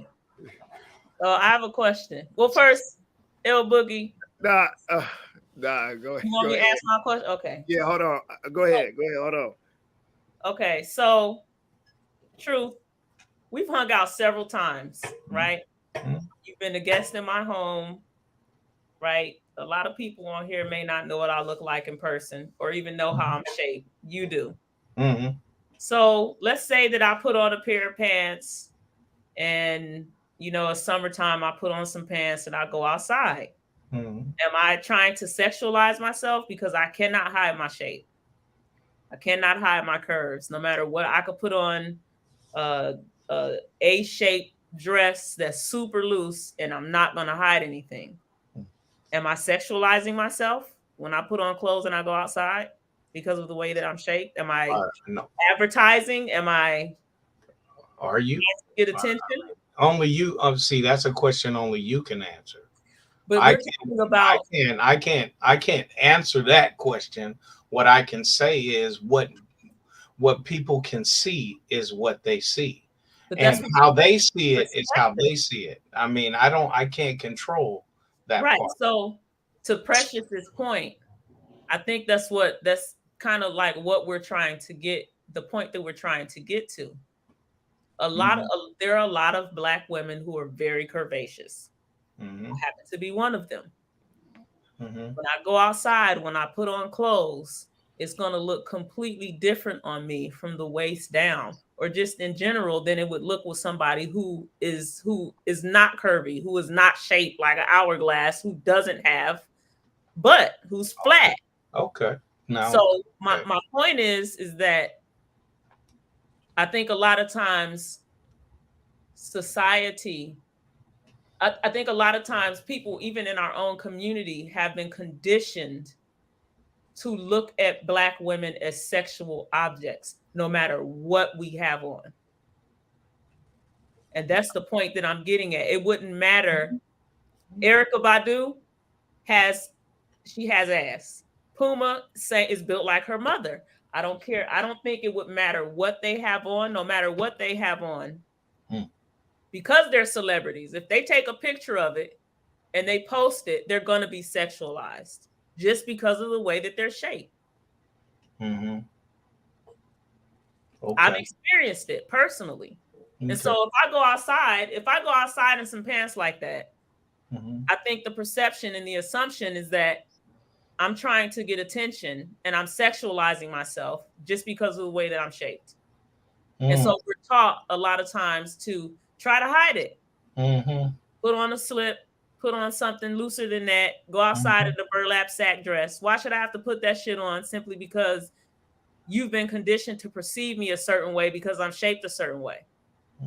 But if Becky goes outside, who's shaped like a slab of wood, and she puts on this same dress and she goes outside and she wears it, nobody's going to look at her that way because she's not filling that dress out. Her cheeks aren't bouncing up against each other when she walks. Her hips aren't swaying to and fro when she walks across the street. So she's not going to get the same attention. And I just think it's unfair. And I feel like our community, especially Black men, need to really rethink how they've been conditioned to look at us. Because I agree with you. I know Black men appreciate our bodies. But I also feel like there's a component of that where they feel a connection to shame and expect us to hide it. And if they feel like we don't do a good job of hiding that, then shame on us. Then you deserve these negative comments you get. You're a B, or you're a hoe, or you want me to talk to you this way. You don't respect yourself. And I think that's unfair. Okay. 1000% agree, and I even experienced that myself, especially when it comes to workplaces. Granted, I pretty much judge very, very professional, but I have seen women who are non-Black, who are not as shapely as me, wear really short dresses, and I said, I know damn well if I wore that same dress, that would say something about me, because I have way more assets than this woman. Don't get me wrong, she looked nice, and it looked very nice on her. I loved the dress she had on, but I knew if I were to wear the same thing, it was going to be a problem. So yeah, that's why I say Black women, no matter what we got on, we always are, we're seen as sexually objectified, or we hypersexualized. It don't matter. Even if you're wearing a long sweater dress, you're going to be sexualized no matter what. So yeah, it's definitely a problem. I mean, yes, Black men do it to us, but I think Black men also hypersexualize themselves at times, which is another issue. But I think that's another issue for another topic. I'm not going to change the subject, but yes, I think that's something that needs to be addressed badly. Yeah, I agree. Yeah, I just want to add the perspective of a a reformed, Black man. You know what I'm saying? And when I say reformed Black man, I say reform for me. You know what I'm saying? Traveling from, being a boy to a man, to being divine. You know what I'm saying? It's like you have to take the knowledge in front of you and see what you can add to yourself to be a better person. And I say this to say, you have to understand that when I was younger and I was immature and young in the knowledge, I would often want women to do certain things with their body to justify my shame of them. I also wanted women to do things with their body to place blame on how I feel about their body. And I say that's why you got to be careful messing with Erica. That is a bad woman in a good way. That she is very intelligent. And when she did that walk on what's it called? Rear window or window seat? Window seat. She was explaining to you is I was just walking down the street naked. Why are you guys sexualizing me? So when a Black woman is not for the pleasure of men, then all of a sudden there's something's wrong with that. And we see this is very unique for Black women, where they had us in National Geographics, you know what I'm saying, where the breast all hung out like we're animals and stuff like that. They dehumanized us. And so what she's trying to teach you, based on what I see her do, you know what I'm saying? She said, basically, why are you blaming me for how you think of me? You need to blame yourself and unpack that for yourself. And it goes back to African tradition. She reminds me of Anansi. She's a trickster. She's Eshu. She's bringing out aspects on your blind spot in you to make you think about what you're doing. She's just there. The real problem is us and how you see it. The first thing I thought when I saw her, the first thing I said as a grown-ass man, I said, well, how old is her daughter? Number one. That's what I said, but not no shame or anything, because I know the consequences of how you look at certain things. I'm looking at Erica. I've been a fan of Erica. So I want to know how old her daughter is, because when people are saying she's out here, you know what I'm saying, putting her daughter out there as a child, yes, she's a child in certain ways. I look it up, she's 18 years old. But then I said, but why am I sexualizing? Why should I be sexualizing two women just turned around? Like, is that what I do? Every time a woman walks down the street and has a revealing body, do I automatically, sexualize them? And if I do, then that's a problem I have. You know what I'm saying? But I understood what she was doing. That's why she says, but Hitler was a good artist. She'll say things like this to be like a trickster and BSU to make you think about things. You know what I'm saying? And I think that she's spot on. If you immediately started sexualizing that picture, then you fell right into the trap. You need to ask yourself why. Why am I looking at it like that? You know what I'm saying? And because technically that could be a picture that captured them doing anything random in their house. So you mean to tell me a picture of a daughter and her mother from behind doing any random act, you're automatically going to sexualize that and be like, dang, look at that. And you're going to forget everything they're doing and you zooming into their butts? She's exposing you. Why does your thoughts automatically go there? And why is that her fault?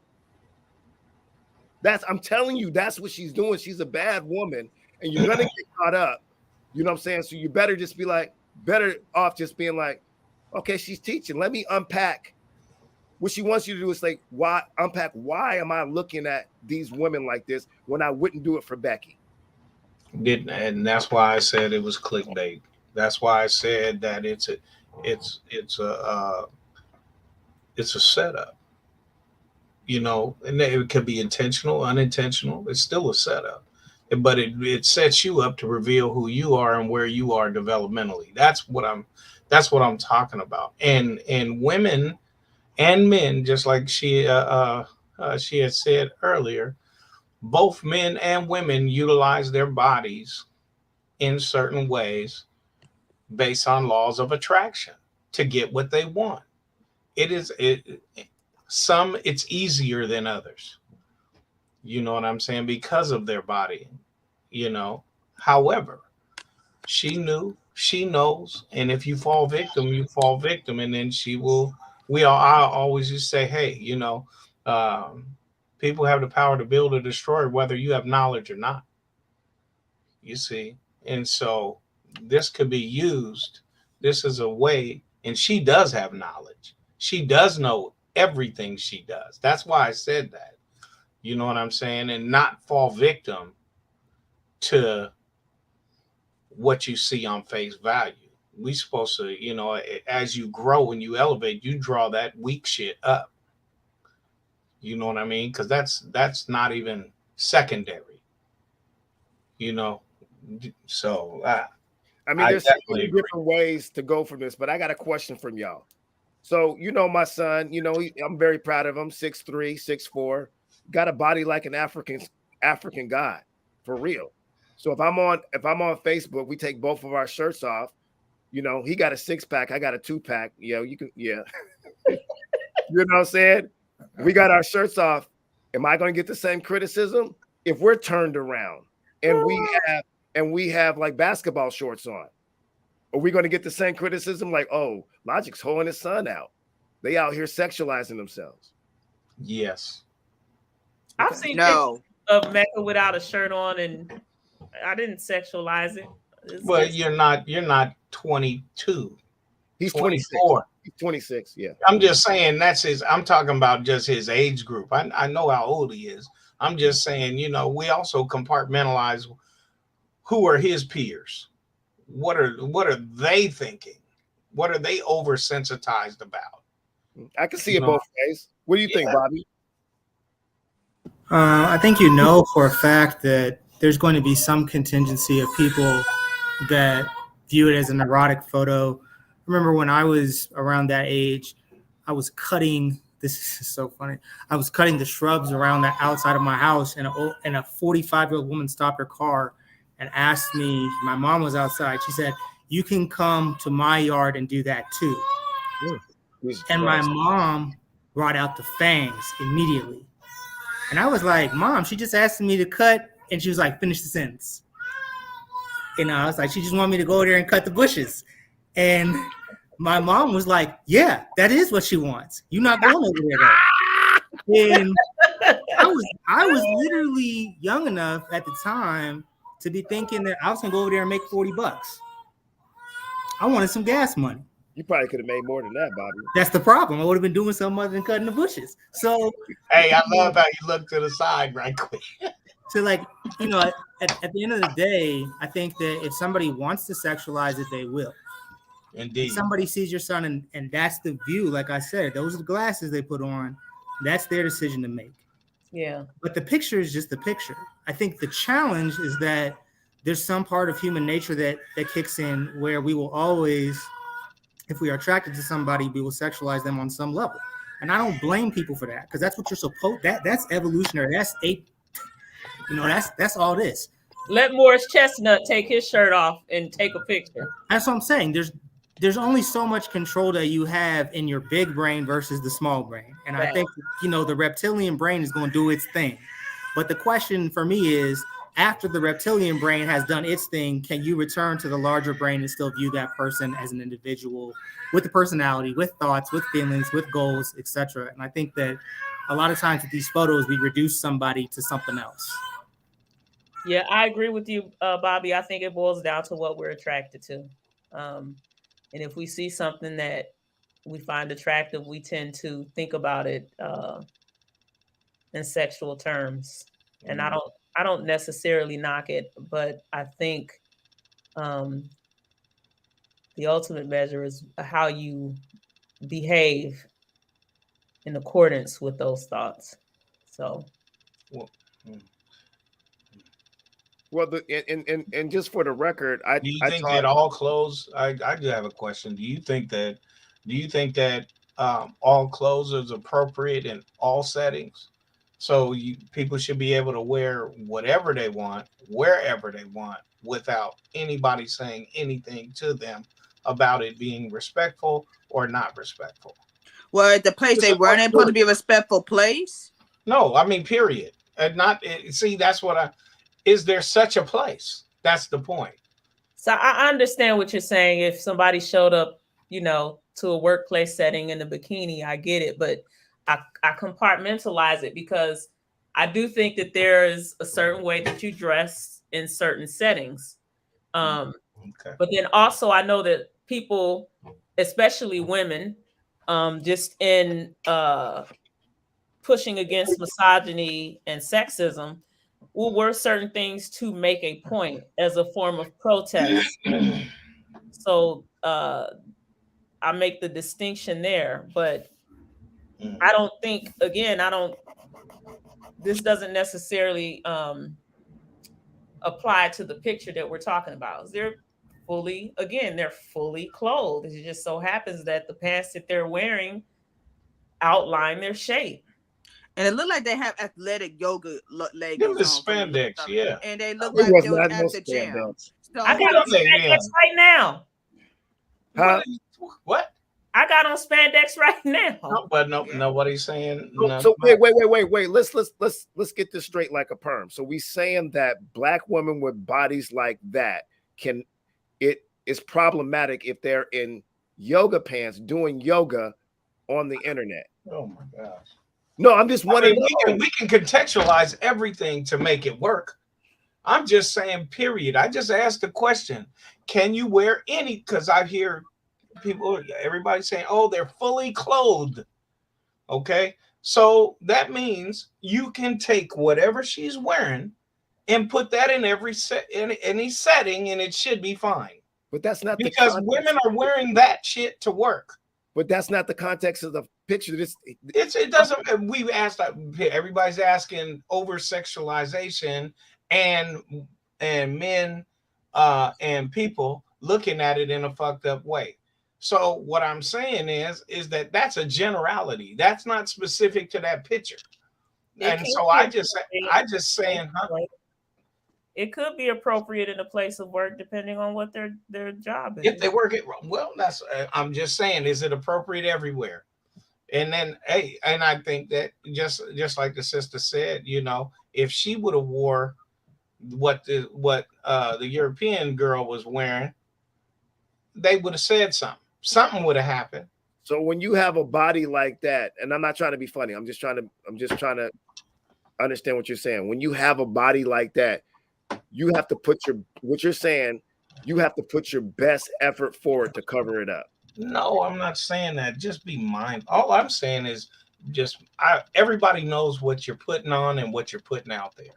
And I'm just saying it because you spend too much time in the mirror before you walk out the door. So you know what's up. And I'm not saying it excuses any behavior towards you. Okay, in any way. It doesn't. However, all I'm saying is if you have the knowledge to understand the mentality of where you're at, do you make Okay, a I'll just go ahead. I'll just go ahead and say that I think Bobby alluded to it and he touched on it. I'm just gonna go ahead and put myself on the cross. I seen this movie called The Land. It's about skateboarders in Cleveland. You know what I'm saying? Erica Badu is in that. As soon as she hit the screen, I was like, let me get that camera shot. Let me see what she working with. It didn't matter what she had on. And you know what? They gave it to me. And I was very satisfied. I will say that. Very satisfied. Tell us what you saw. That's man, because that's what I was looking for too. I love this. We're in a no cap zone now. This is good. We could just tell the truth. I mean, for me, same thing. Logic. Like I tell my fiance, I remember the first time I saw her because she had a red T-shirt on, and it was a red T-shirt that was tight up top, but it was loose at the bottom, so I could see how flat her stomach was compared to the rest of her body. And I was like, I'm gonna go talk to her. And this is what it is. Like you see what you want to see, and then you make decisions about how you feel about it. And I don't think that that's a sin. I think the sin is expecting to keep everybody near the median. And I think that that's what Carmelita's issue is with I don't want to mistitle you, but with the other person with Allah in their name. I think that that's the issue. Because like Carmelita said, there's too many people that can have the Doug Funny closet where they got every outfit. And if we all have the Doug Funny closet and we all come to work, we still going to look different. And if we all look different and we're all wearing the same thing, what does it mean to be mindful?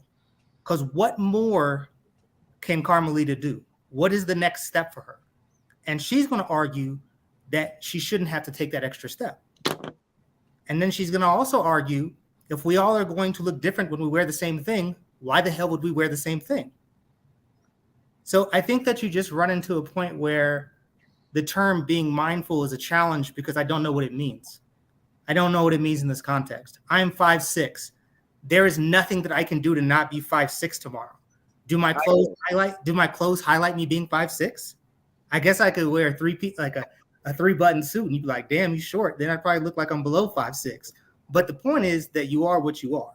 And it's hard to do things to control or mitigate your literal identity. And it's too much. I think that's what Carmelita is saying. Bobby, in the past, I can tell you what I think the elders thought being mindful was. I think now this generation is kind of kicking those ideologies to the side.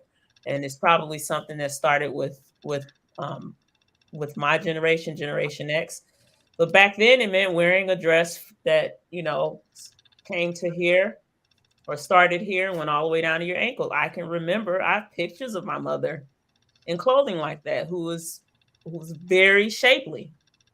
She said that she would get teased that she remembers being in high school and just like being really mindful of what she wore because she had big legs and they would tease her about her legs. Same things with my aunt. And so I think that's what being mindful was. It was wearing a slip underneath your clothing. It was wearing a girdle to control the bounce and the movement of your hips. So you didn't, attract this attention to you. That's what being mindful was. And I think women now are saying, like, no, I'm not going to stuff my body into a girdle, into a shaper, and be hot and stuffy and constricted to make you feel comfortable. So you don't look at me. You want to look at me, fine. I have thoughts on that. I think it's absolutely normal for Black men to be attracted to Black women, to see us and see beauty and to like our shapes. I don't have an issue with that. I do have an issue with disrespect. It's unacceptable. So when you see something that you like and you think because she jiggles or you feel like it's too tight that it gives you the right to say certain things, then that's where the problems come in. I don't even have a problem with you looking and saying or telling me I look nice or you look. I expect that. To me, that's normal. That's the normal course of Black male, Black female relationships. The disrespect has to stop. And to me, the disrespect is rooted in sexualizing women who are shaped a certain way. It's a problem. Yeah, and I think that we haven't really touched on where all this comes from. To add on to what Carmelita said and everyone said, we haven't touched on the fact that these are Eurocentric standards that's been imposed on us because of their fear of us reproducing, and their insecurities and being uncomfortable with us being secure in our bodies, because they came into our communities and they saw us being free, and then they took us and then they, did their missionary work on us, and basically evangelized us to cover up our bodies because of their fear. Our naked bodies represented our ability to basically genetically annihilate them and breed them out. So to angelicize us and to they gave us these Puritan laws to try to maybe reduce our reproduction. And if they do accelerate our reproduction, it's on breeding plantations that fit their interests. Like, you're breeding children to be enslaved to my children. You're not breeding soldiers to overcome and revolutionize against me. That's where that's rooted in. And Black people are saying, Black men, women, or children are saying in many different ways, and we got to work it out as a community. We want our bodies back. And sometimes we have to teach ourselves how to get our bodies back and to respect another Black person when they do that. And I'll go on the cross again and say this. A lot of times when we are attracted to a person like Erykah Badu, you feel me? And then we're attracted, and then we slip up on that attraction, and like Carmelita say, we mess up. We want to preserve the option that we can blame a Black woman for that. Oh, I slept up and said some disrespectful stuff, but I wouldn't have did that if she wasn't wearing that. That's why we impose these Puritan values on Black women like the white man did on us. But he didn't just do it on her. He did it on us too. We need to gain our bodies back, and we need to understand and learn from each other. Like we've taught Black women so many things through patriarchy, that we can learn so many things from what women are trying to teach us in opposition of patriarchy, and try to regain their womanhood and their divine feminine. They're trying to teach us something, and if we listen, we will regain our bodies back too. Like, this is my body. Maybe there wouldn't be so many brothers destroying their bodies in the NFL and all these professional sports for modern day slave owners. Maybe there wouldn't be so many Black people who are so enthusiastic about being a part of the sex worker industry, adult porn, and things of that nature. Maybe because we've been conditioned to use our bodies to get what we want. Let me add. Also, I wanted to add, because when we started this conversation, I used myself as an example and talked about the fact that True Father and I have hung out several times in group settings, and I want to interject that while his opinions differ drastically from mine or ours, he has been nothing but respectful. I mean, completely respectful, indicative of what you would expect of an elder Black male in the community. So he is definitely a walking example of what it means to be respectful of Black women, particularly me from my experience, no matter what you have on, no matter how you're shaped. So I wanted to add that. Thank you. Yeah, Appreciate it. that's good. That's peace. I've noticed the same thing. Just my big brother. And Right. I've never felt disrespected by him either. He's never made comments about my body either. That's just hella Greek, man. Cut that out.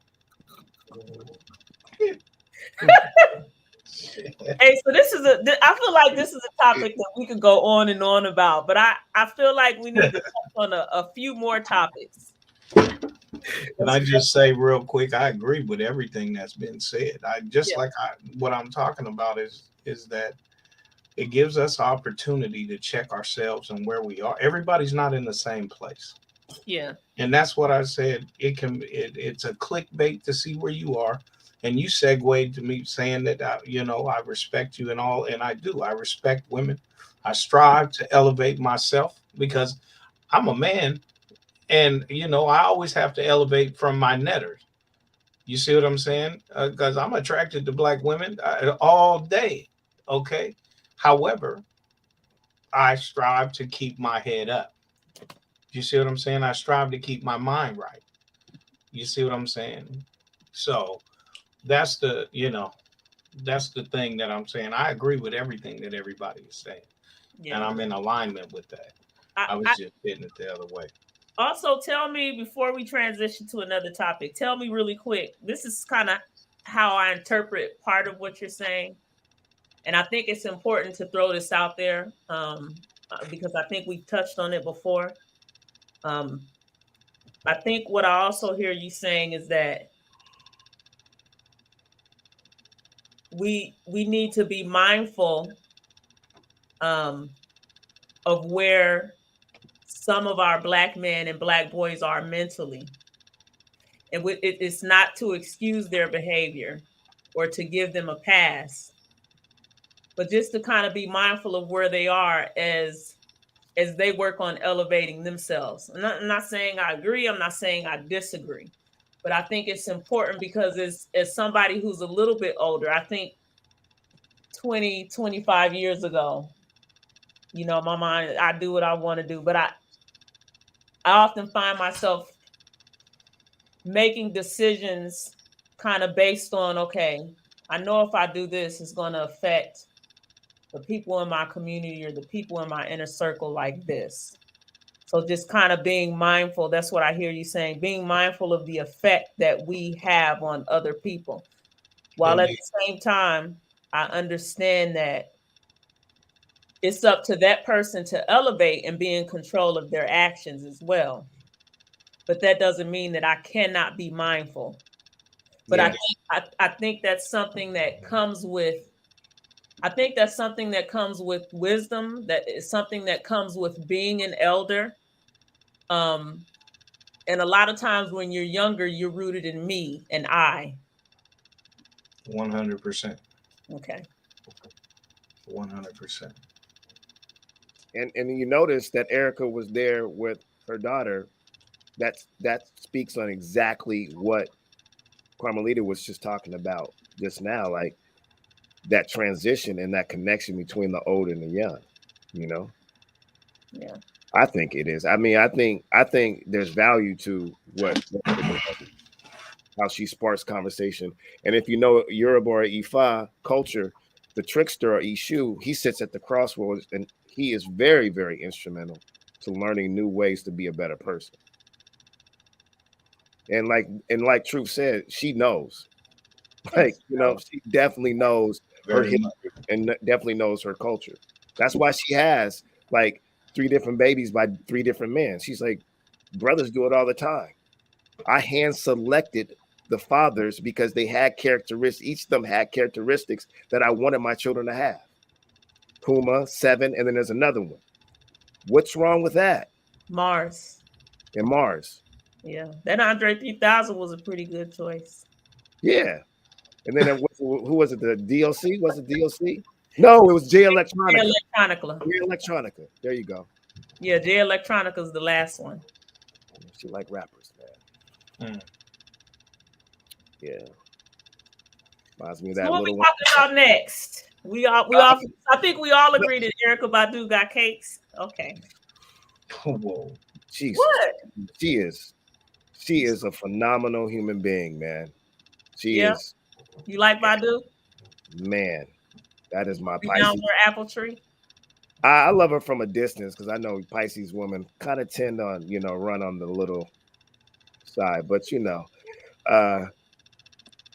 but sometimes, Counterparts, yeah. yeah. But anyways, I would love to talk about the last topic I would like to talk about because we got to go. I know Bobby got a whole young old man over there to tend to. He's so handsome. I love him. Talking about Benjamin Button. Yeah. Come on, man. Wow. Come on. Y'all not finna talk about the baby like that. No. I want to talk about Who this said real quick. Benjamin, but That's thankful. Talking about stuff like that. But you gotta remember, Bobby be putting the baby in the box, taking pictures. I mean, yeah, man. He's over there, man. Here, man. Just That's man. funny, though. He got my guy with bags underneath his eyes. He's like he about to jump on a plane. Come on. I got that credit score good too. All y'all trying. I want to talk about because me and True Father and I, this guy called me at work. He was spirited. I want to know, and he was talking about this Deion Sanders thing. And we've been waiting to talk about this, and what a perfect time to talk about it now. Let's give about 15, 20 minutes. I want to know, what do you think about Deion Sanders leaving Jackson State? Was it Jackson State? Yeah, it was Jackson State. Did he betray that HBCU? Did he betray him? And True Father, why don't you let people know how you really feel? Speak with your heart and not your lips, brother. No, I mean, my thing is, I recognize his right to choose. I recognize his right to do that. I think that it's messed up being the first real Hall of Famer that's really boisterous about what he said he was going to be and do for HBCU sports and athletics and that school.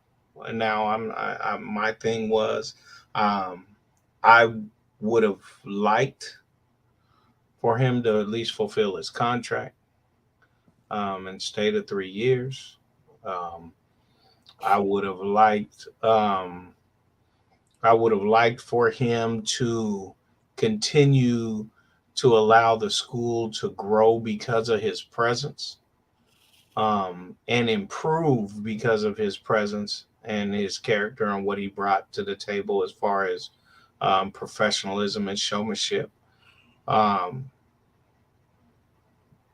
think by him leaving in the way that he did,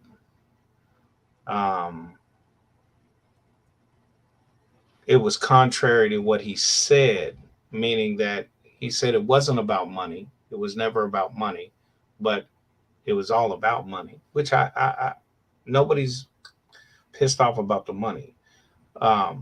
His presence could have increased and improved the business school, the engineering school, every aspect of that college and other colleges, as he was a catalyst for other professional Hall of Famers going to black colleges and coaching. He was a major catalyst to that. And by him pulling out and then saying that the Colorado was a better institution, I think that was just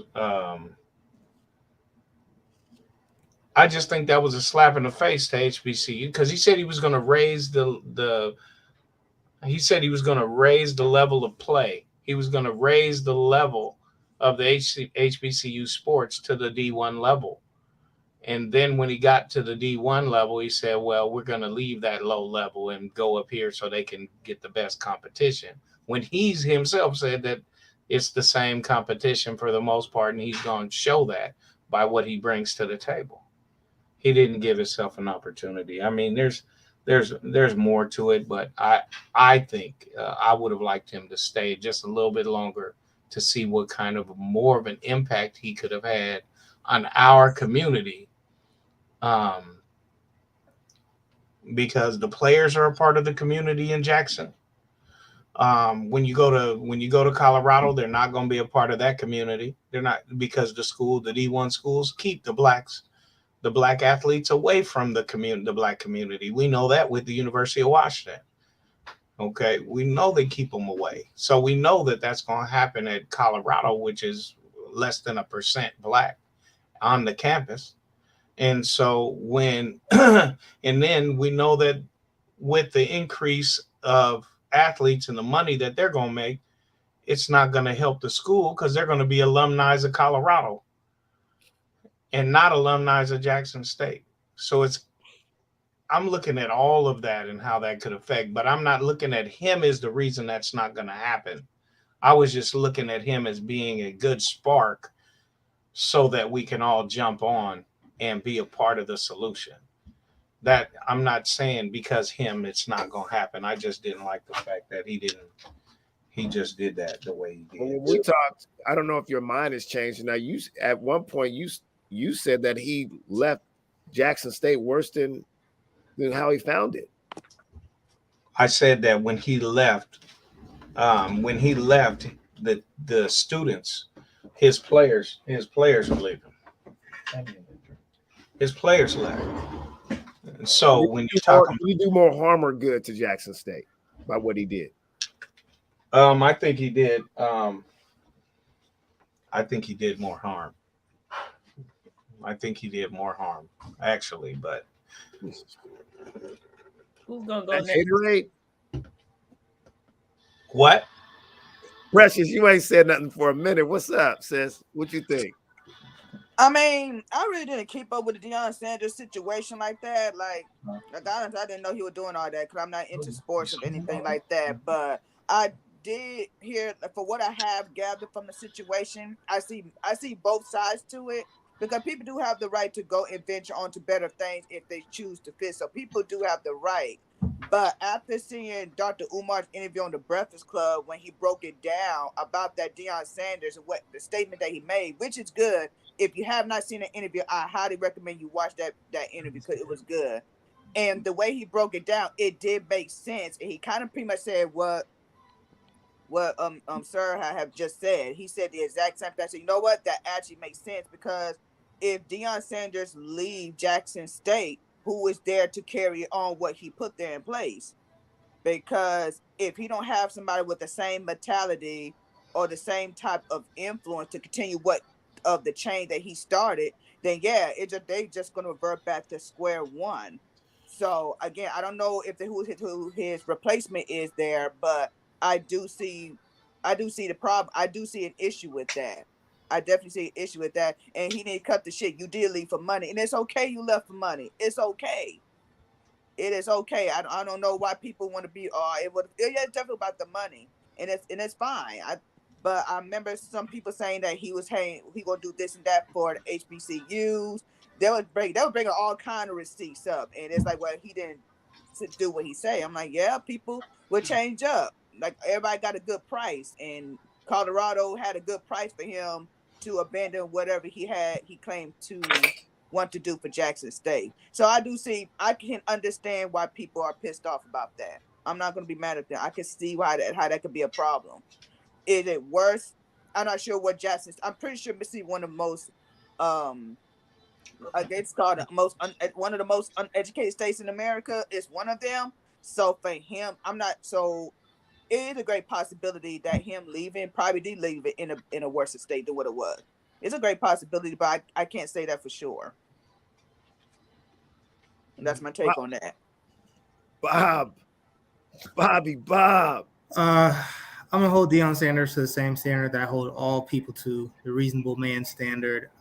If you and I were to schedule an interview tomorrow with an employer that is not our dream employer, but could provide us a path to our dream employer, we would not go into that interview and say, I'm just taking this job because I need to pay the rent, and it's a step along the way. You wouldn't say that because you wouldn't get hired.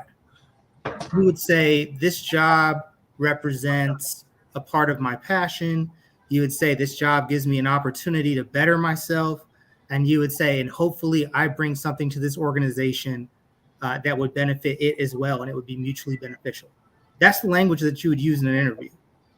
Now, Deion Sanders is a public persona. So what he did is he took that interview language and he brought it out into the world to create excitement and advertisement around the program. And I think it was extremely effective.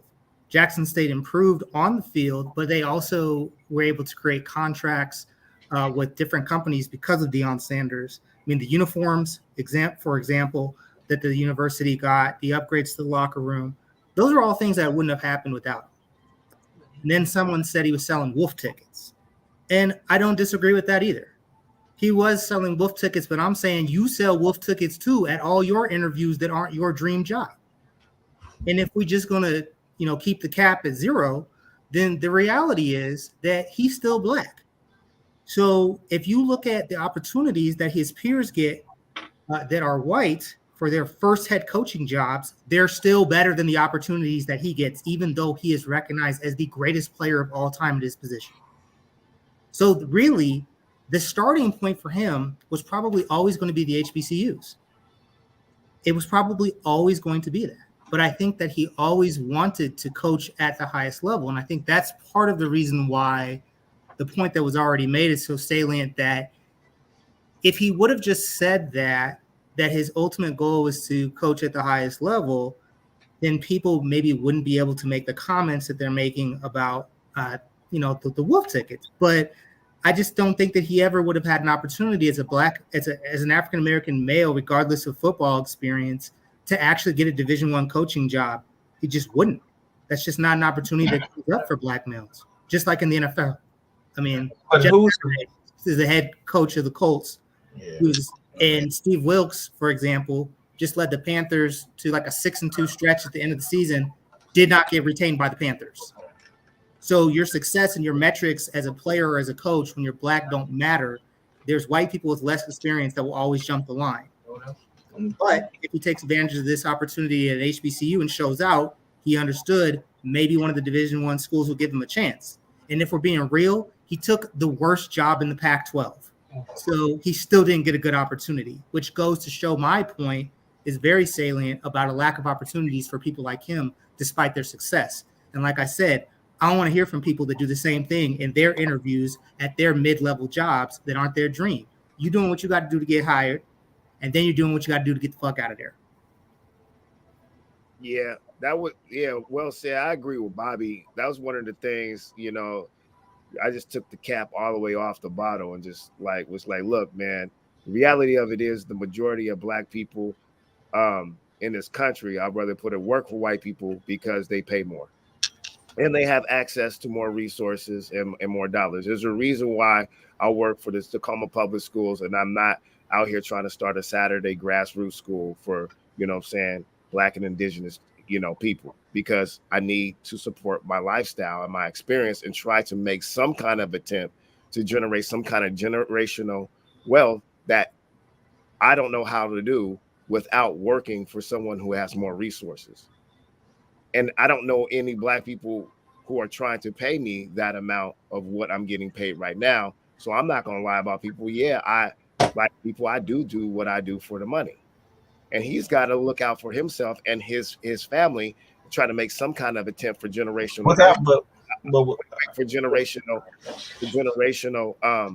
some kind of generational financial stability, because we know as a black man, nothing is guaranteed, especially as an ex-football player. He's a retired Hall of Famer who gets paid. Hey, this money wasn't. I mean, he. We're acting like Deion was broke. Deion wasn't broke. He didn't take it. He didn't take. I'm almost one. I'm not. See, I don't know his pockets. What exactly. I'm saying, I don't necessarily know his pockets. I'm not going to say that. However, I am going to say that if he can give up $150,000 to $200,000 of his salary to improve the locker room, to do the things he needed to do. It wasn't about the money, because he was reinvesting his money into the school. How we know he couldn't write that off? Of course he's going to write it off. That's business. I'm not saying that he's not stupid. I mean that he's dumb. I'm just saying that when money is not an issue like that for your day-to-day living expenses, I'm sure his children was going to school for free. Okay? And I'm sure that he was driving those 4 stretch Cadillac Escalades for free that we know he had. And the coaches was living, I would think, for free and where they were living at. So what I'm talking about is, at what point are we going to choose what we need as a community that can better enable us to build for the future, being institution builders over the dollar? He already had generational wealth. He is the most famous football player, period, let alone just the greatest defensive back that played a game. I can tell you so many black people that are more famous than him that do not have generational wealth. We're not talking about them. We're talking about him. How do you know he has generational wealth? Isn't that to be continued? Hey, anybody can lose all their money. I'm not saying that you can't lose your money. What I'm talking about is, do you think he had enough money to pay his bills? Was he doing that? Was he doing that also to showcase his sons? Was he doing that also? I mean, come on. What I'm saying is the benefit of Deion Sanders at a HBCU helps all HBCUs. And it helps them with their accreditation in our community. It helps generate the freshmen coming in. I was just like with Ed Reed. They said the Bethune-Cookman had the largest freshman class they've ever had. And I have to attribute that partially to Deion Sanders and all the things in which he brought to popularize again HBCUs. Now, you're posing arguments. He made Jackson State. That's against your argument, though. You're posing evidence against your argument. I did what? You're posing evidence against your initial argument. So he did help. He left them better than left. No. I said HBCUs, not Jackson State. But Jackson State is an HBCU. Look, how can you separate the two? This is the question that you weren't able to answer offline. And I asked you this question. I gave you the example of John Kittner when he came to Lincoln High School. Ex-football player, played for the Cowboys, came there, used to go to Lincoln High School, a child of Tacoma. He comes back. This is a wonderful thing. He then gets an opportunity like year 4. Feel me? To go to Texas. Mm-hmm. And coach at a high school and take like his whole coaching squad, and they will get paid twice as much as they were getting paid at Lincoln High School. His coaches were getting paid like $70,000 to coach football and teach like one class. You know what I'm saying? Mm-hmm. Great up. That's his dream job. So he said, I'm out. Not only did he give us a really great, weight room. The most important thing he gave? What? He gave a system. He gave a system of core values for the next coach to use. Then he went out and he put it out there into his network and got Masaki, Coach Matt. You know what Coach Matt does? He uses his same system and his core values. And you know what? Masaki has been more successful than John was. He did it with help from John's system. So the point I'm trying to make is I asked you, I said, how do you know that Deion didn't leave a system, didn't leave a set of core values that can last longer than his life, than his money could ever do? Because that's the real problem. We're blaming this black man for a system that he didn't create, and we're blaming them for navigating it and actually being successful. I have a problem with that. We do that way too much to Black people, and especially when all else fails, blame the Black male. Yeah, can I jump in? Oh, you in? You already in double Dutch. So, like, I get it. I'm man. First, let me say this: this beast that we call systemic racism and oppression is excuse my French, it's a motherfucker. It's the only reason that we're having this conversation right now, and it's the only reason I feel that we have this expectation of Black people like Deion Sanders to continue to do something that is not necessarily working for them. Had Deion Sanders decided to stay at Jackson State University, I would have been okay with that. Him making the decision to leave Jackson State University after putting them in a better position than they had been in years, I'm okay with that too. I get our community's expectation of Black people, and in this case, Deion Sanders. Like, I get it. You know, GSU is finally doing good. It's in a state that's, you know, at the very low end of the totem pole in terms of education. It's a good look.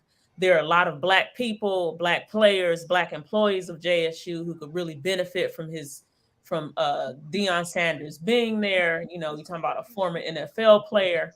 Like, I get it. But I feel like there's also a component of us putting all of this weight on Deion Sanders' shoulders. And really, this is supposed to be a communal effort. Deion Sanders, his stint at JSU, it did help Black people. It helped JSU. It helped employees of JSU. It helped the citizens of the county and city that JSU is in. It helped a lot of people. And so my question is, at what point would it have been okay for Deion Sanders to say, okay, I did my work here, it's time for me to go? I always say that in community work and any type of social services work, I feel like there is a limitation on the time that we should be expected to work at what we would consider a pinnacle, because you can get burnt out. Deion Sanders did the job that JSU hired him to do. He came in and he put them in a better position than they had been in years. And now it's time for somebody else to come along. It's time for somebody else to look at his example and say, he did that, I can do it. He helped all of these Black people, I can do that. And step into his shoes. That's how it works. We often complain about a lot of like our organizations and the work that we do. It almost feels like it's a monarchy. Like, you have people and they're in these positions for 30 and 40 years. And then we're complaining because they've been in these positions for 30, 40 years, and we feel like they're not as effective as they once used to be. They're not as effective as they could be, when in reality, this shit should be evolving. It should be evolving. Deion did what he was supposed to do. The question is, are we doing what we're supposed to do too? And when I say we, I mean the other people who were at JSU.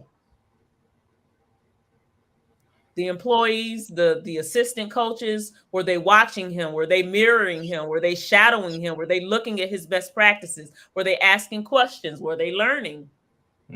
Yeah, they went with him. I don't think he coerced them. Yeah, I listen. Of course not. I mean, of course. I think it's unrealistic for us to expect. I'm gonna just speak personally. I didn't go to school and spend all this money and get all these degrees to stay stuck in one spot. If there's an opportunity for me to move around and make more money, 9 times out of 10, I'm going to take that. I'm going to take that I'm gonna do that. So then my another question that I have is, okay, so what is Dion doing outside of his coaching work?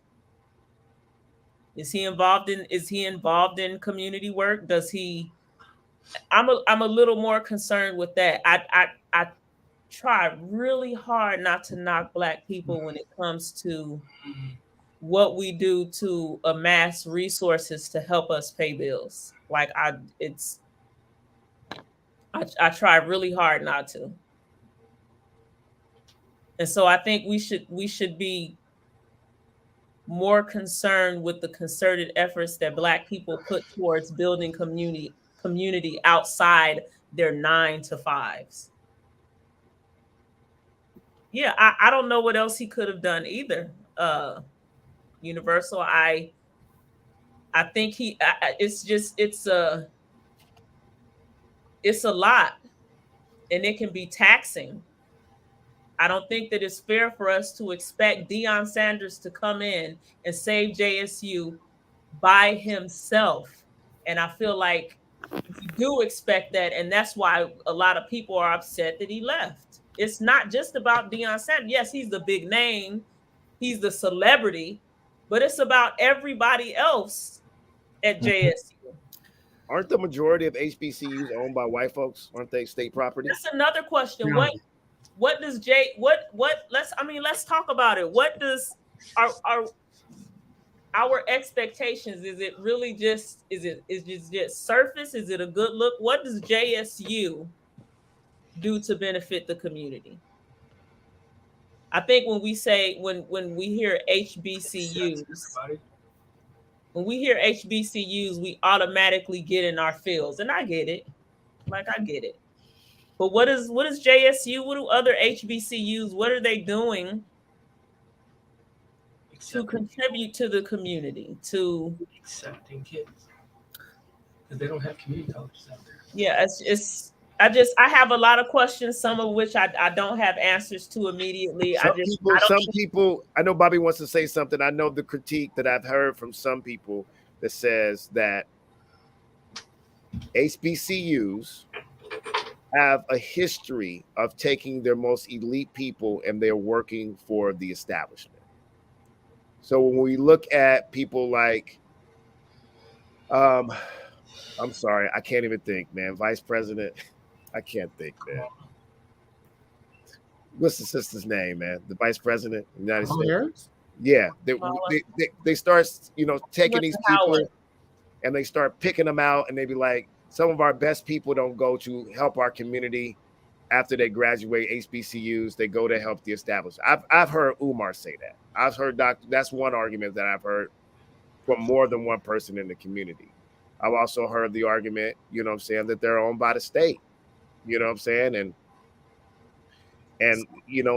they're owned by white folks anyway. So it's just like a lot of them are teaching a lot of the stuff that, that keep us in the situation that we're in. I support HBCUs.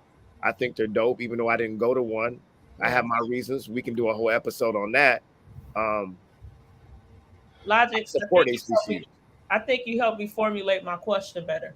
So the ultimate question for me would be, do HBCUs produce students that contribute to society the way that it is currently constructed, or do they produce students that work to tear away at society the way that it's constructed? I don't think we have enough evidence to say they do. Right. I don't either. I don't think we have. I don't know. Like, you know what? But there could be a lot of graduates from HBCUs that are doing stuff, but they hide it from us to make it seem like they're not. Well, for one, that's where you're going to see the largest concentration of professional Black people. For a lot of us, we'll never see a Black teacher, Black administrator, except for once you go to an HBCU. It is a total culture shock for depending on where you are, and that might be the first time you ever see that you could potentially be or do anything other than be an athlete, a rapper, or whatever else that you see on television, or a criminal. You see what I'm saying? So if anything, it can show you some potential. Now, Yeah. what you do with it, now that's something else. Because nobody has ever said that, oh, well, they're going to make sure that you're educated, because educated don't, and we know it ain't the same thing. You know what I mean? Being academic and being educated ain't the same. So when you're talking about, embracing your culture and working for your people and your community and not an adversary against your own self, that's an entirely other kind of education. That's a discussion on its own right as well. You see what I'm saying? But the benefits of a HBCU has existed ever since they existed. They started. Yes, there's only a few that are actual historically black founded and ran now still. You know what I mean? There's only a few of them. A lot of them are state and government funded. A lot of them are, but I'm just saying that, there are benefits. I'm never going to say that they're not. The more that we support it, the problem is that we don't, when we come out of there, we don't have the institutions and the businesses and the companies and the corporations for them to work at, to improve, so that those companies and corporations can support those HBCUs to elevate them so that we can better our condition. Yeah, I agree with that. That's what I'm very saying. valid point. That's a very valid point.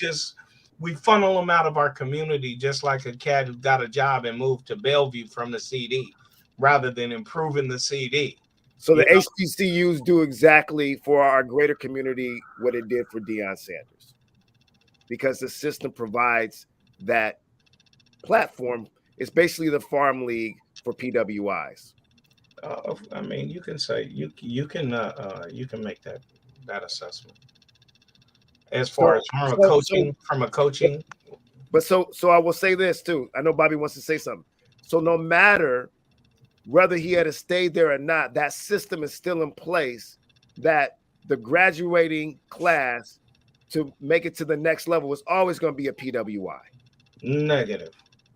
But you said we don't have the corporations and the businesses to house the elite that graduate from these HBCUs. That is inevitable that they're going to go work for PWIs. No, I'm not saying that they're not going to work. I'm not going to say that they're not going to work for predominantly white companies. What I'm saying is we don't have enough of our own companies. Yeah, we don't have banks, stores, hospitals, and all that stuff. Yeah, I'm talking about marketing companies. I'm talking about architecture firms. I'm talking about law firms. I'm talking about we can have more. You see what I'm saying? We can have more of these professional industrial engineering in every aspect. You know what I'm saying? We can do that, through these HBCUs. However, all I'm saying is that Deion helped. He could help it. He was a help in that. Let me ask you one more question. I want to go to Bobby. Do you think if we did have that many, do you think that Black people would choose the Black-owned industries as opposed to PWIs? If we had those industries, that means we were being more global in our economic ideology, and we would definitely be getting paid more. And so therefore it will be equitable, and I think it would work, because that's where our limitation is. Our limitation is we're only thinking that we can shop in or fish in this pool. The minute that we start thinking globally and connecting industrially outside of America, then we'll be able to start to see what we can do as a people, also by linking up with African businesses and the diaspora. I think that is one of the keys to where we can go, utilizing the framework of the HBCUs. What you think, Bob? I think that's an interesting point I hadn't considered with respect to globalism. I think that Carmelita and I would have had the same response kind of initially, which was like, there's one Robert Johnson, not 10. So while there's people that are going to HBCUs that are thought leaders in their discipline, and then like you're saying, there's a shortage of places for them to go that are Black owned.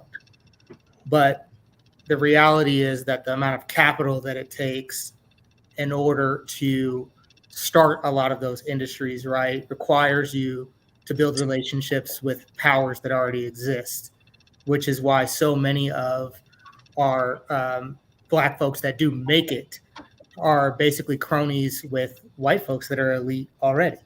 I mean, that's like Vernon Jordan in DC, who put Barack Obama on the map. And there's a pipeline for elitism, but that pipeline is not all Black. It's very much integrated. And we are the Black dots in the white salt. It is not the reverse. And so I think what you're talking about going to Africa might actually shift that paradigm, but it would take a lot of time. And in the meantime, you would still be asking people to make a sacrifice, which gets to the point that I really wanted to make. It reminds me so much of the conversation that Killer Mike was having about public education. And he was saying, wealthy and successful Black people have no interest in putting their children in public education. And it's because they want to put them, you know, for the sake of argument, those people want to put their children in the best possible scenario that they can be in to be as successful as they can be so they can pay their bills, etc., like Carmelita was saying. But it's absolutely true that that contributes to the brain drain.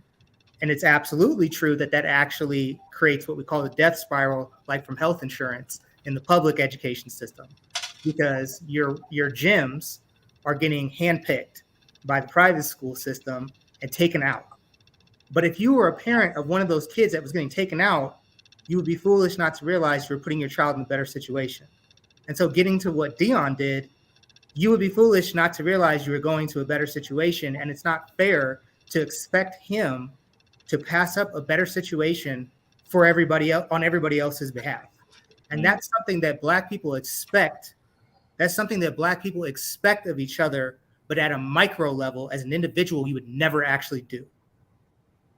You just wouldn't. You wouldn't say, I have this opportunity that can make myself better, that can help my family, that can make my children get a better education, but I'm not going to do it because it would help the rest of us. Yeah. That's not even a question that anybody else has to answer in any other community out in the world. We don't ask white people to do that. White people don't go, you know, I wonder how the rest of the Italian community would feel if I took this promotion. Said no one ever. That's something that's the post-traumatic slave syndrome, one.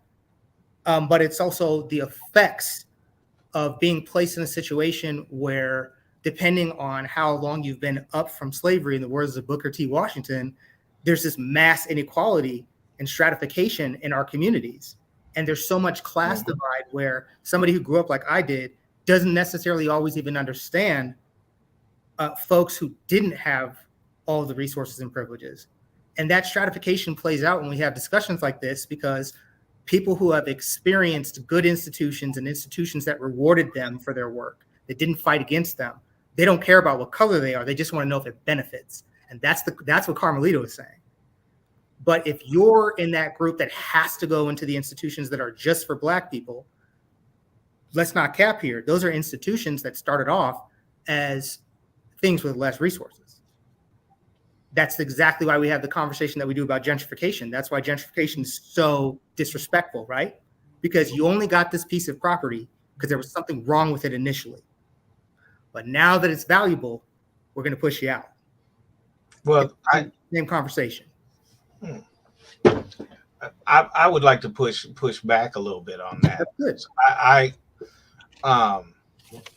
I don't necessarily agree that the private school is a better education.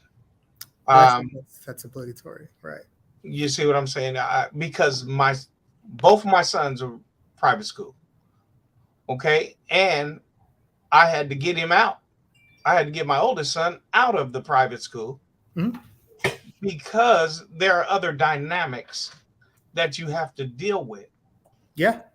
Okay, when you go to those schools, at those predominantly white institutions, that they don't have to deal with, which to me are more valuable when you're in your community and you can build because you can always elevate education. Okay. However, my ability to talk to you, my brother and my sister, that can be something that can be curtailed based upon, your familiarization with a European mindset. I have And to ask now you a question. I have to ask you a question, and I'm not trying to be disrespectful, but what evidence that do you have at all that you can always elevate the quality of education? Like because my where? education comes from home. Okay. I can elevate you.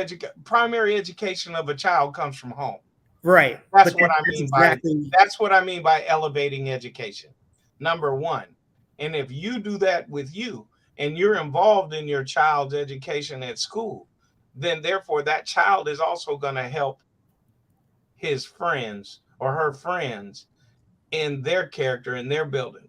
To me, that is what we're losing by the individualistic ass thoughts, by I'm going to save myself and I don't have to think about other people. I'm going to do what's best for me only, and then I'll figure it out later. You know Sure. what I'm saying? I don't even think Dion's decision was about I'm going to do what's best for me. And I don't think that most Black people, when we take positions, when we make decisions that we feel are better, that may not necessarily look conducive to the benefit of community on the whole. I think a lot of times we make these decisions based on the effect that they will have on our inner circle. So it's not that we're simply saying this is best for me. I make decisions based on being put in a better position to look out for my children, to look out for my parents who are becoming senior citizens, who are getting older, who are, matter of fact, my mother is getting ready to retire. And so now me and my siblings are concerned with, okay, where's mom going to live? What are we going to do if she needs our help? And so as I develop in my career, as I make advancements, I'm making decisions based on how I'm going to be able to step into that role that my parents have historically played for our family.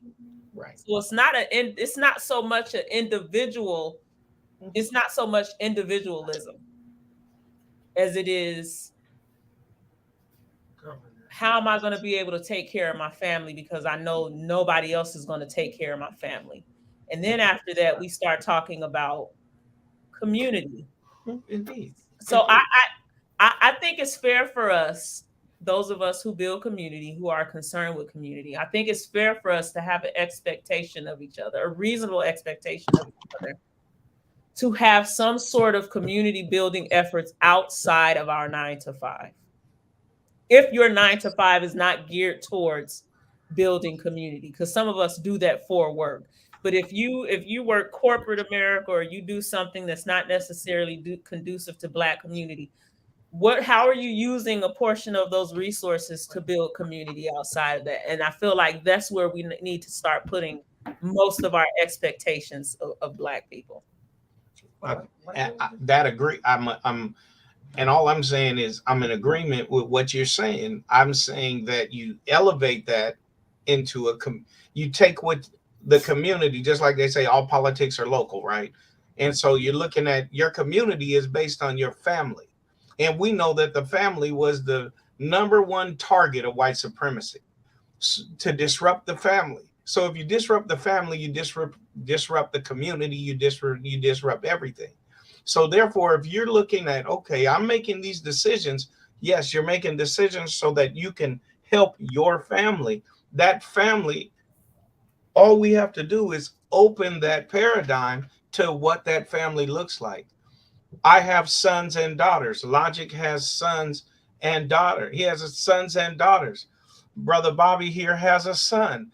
That means I'm going to take my immediate and open to the expansion, so that, because I know I'm accountable to him. I know I'm accountable to a degree, because my daughter is going to grow up by his son in proximity, and my son is going to grow up next to her daughter.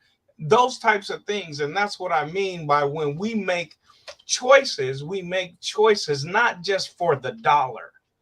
We make choices for the impact when you have already put yourself, based on your skill sets and what you have in your tool belt, to demand a certain economic level that you've already built. then you can start making these decisions like that. You know what I'm saying? And so and when I say he, I'm speaking of Dion. Dion had reached a pinnacle to where he could actually make decisions. You would think that he was at a position where he could make decisions that were impactful communally on the extended part and not so much just on the money part. That's the only thing that I'm talking about in regards to what are we striving to build here? Are we striving to change our condition as a people? And that is an institutional aspect. We were talking about power earlier, those levels of power and how you strive to get it to change. If we want systemic change, we have to make changes in how we do shit. And that's all I'm saying. I mean, stop doing selfish shit for selfish reasons is all I mean. I hear itself. I hear you. I could be wrong, but that's no. Just I hear you. You talking about that sacrifice that MLK made, that Malcolm X made, that a lot of other elders, ancestors made on behalf of the community. I hear you. I hear you. I understand what it's I wrote in my notes, I said black folks don't have that privilege to be making those type of sacrifices. We just don't have that privilege. Even when we have the power, we don't have the privilege. And that's deep. That's what's so deep about it. So I think that we run the course of making being a little clumsy when we expect something from him that we won't expect for ourselves. And so it's like, I don't think anybody in the room would raise their hand if I said, who's going to quit their job to go down south and go work for something black owned and give back to that community? I don't think anyone's going to. Okay. I would. But so do you have plans set to do it? That is one of my plans should things work out, but I always have a plan B and C. Because if I can't do it there, I'm making inroads to do it here. But look, I'm not trying to like, put you on blast or anything, but I think it's apparent what your plan A is. You're sitting in it right now. What, my home? Yeah. The reason I bought my home is why? So that I use it as a platform to jump from. Use it as a resource to do what needs to be done. Okay. Listen, I can tell you I'm not going to, but I will definitely use some of the resources that I generate from my job to teach people to grow food, to teach people about spirituality, to talk to people on an individual level, to do podcasts like this where we reach out to the community to give away resources. I will do all of that. But I am immediately concerned with caring for my family, caring for my children who are adults, but I'm still, their parents, caring for my aging parents, looking after them and making sure that I am a walking example of what responsibility looks like to my siblings. So that's my immediate concern. But I'm definitely, and you all know this of me personally, I'm definitely about sharing my resources with community, and that includes money and time. So I will do that. But yeah, no, quitting and going down south, no. Yeah, well, or go where there's a higher population of black people that are in a greater need and have less power and privilege than we do up here in the Pacific Northwest. I'm not going to do it because I know my people need me here, and I work at a predominantly black and brown school. So, and I've always worked in predominantly black and brown, spaces, you know what I'm saying? Other than maybe like Garfield, you know what I'm saying? But I've worked at African American Academy. I've worked at, Rainier Beach. We already know what that looks like. So, but I just think that we have to put things in perspective, that look at how many opportunities he's given other coaches who are not of the cloth of former NFL, players. Just imagine if all former NFL players start, just, bum rush to HBCUs. You're going to get a lot of black coaches down there saying, man, this is an equity issue. You know what I'm saying? How are all these former NFL players taking all our jobs? It's going to be geographical at that point. So I think that he provided an opportunity to for other coaches, you know what I'm saying, to have the opportunity to do what he did. And you know, I trust that he left a plan for the next coach. And you know, and maybe he can try to do it, infiltrate PWIs. I don't think it's gonna work. Like Bobby said, they gave him the worst team. But that's what they typically do with black coaches. Here, take this bad team and see what you can do with it. So it's if you fail, you know what I'm saying, probably you're a bad leader. They did the same shit with Obama, didn't they? Yeah. We're coming up on 3 hours, y'all. Okay. Yep. I gotta go. It's been great. I'll let you send. Do we have a time for a plan of action? Yeah, I think we do, and then we need to do some housekeeping. We have some freebies we want to give away. Okay. So what is the plan of action? Go to Classic Eats in Burien. It's black owned, delicious food. The pancakes are fire. Yeah, they got salmon and grits over there. That's fire. Shout out to Tony Hayes. Shout out to Tony, the owner. Yeah, I met him. Brothers from New Orleans, down to earth, real good dude, great food, great staff. Yeah. I'm gonna focus on the one thing that me and the elder had in common, which was that he brought up a point that I always bring up on the show, which is that everything does start at home. And I think that if we do what's best inside of our homes, then we can aggregate that out and multiply it, and we will come up as a community. True. And I think that that's beautiful that we do agree on that one thing, and it is the most important thing, in my opinion, which is that we elevate from the standpoint of treating each other with respect, that we elevate from the standpoint of building strong families. And if we do that, then a lot of these other discussions that we have won't matter as much, because we will develop our own businesses. We will create our own institutions if we do that. But this is where you and I disagree, which is that, unfortunately, because of our history of discrimination in this country, the hardest thing to do, to your own point, is to build a strong family in our community. And because of that, a lot of the institutions that are built to serve us are built to serve us from a position of poverty, are built to serve us from a position of inequity. And so because of that, it's going to take individuals, you and I, everybody on this panel, doing whatever we can to make our own family strong so that we can propagate our own institutions. And to me, that means doing what is best.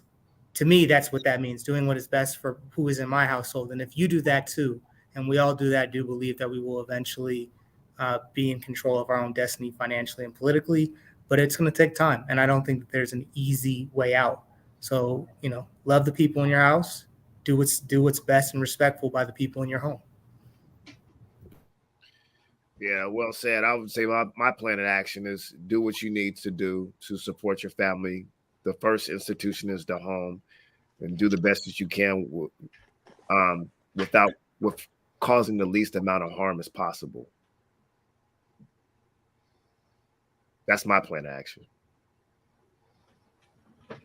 Precious? I wonder who turn it was. Yeah, my sentiment is pretty much just the same.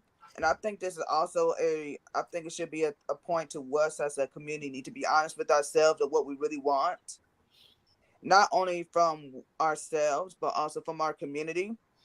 So that way we don't get sidetracked or be bombarded when somebody does something that seems like a betrayal.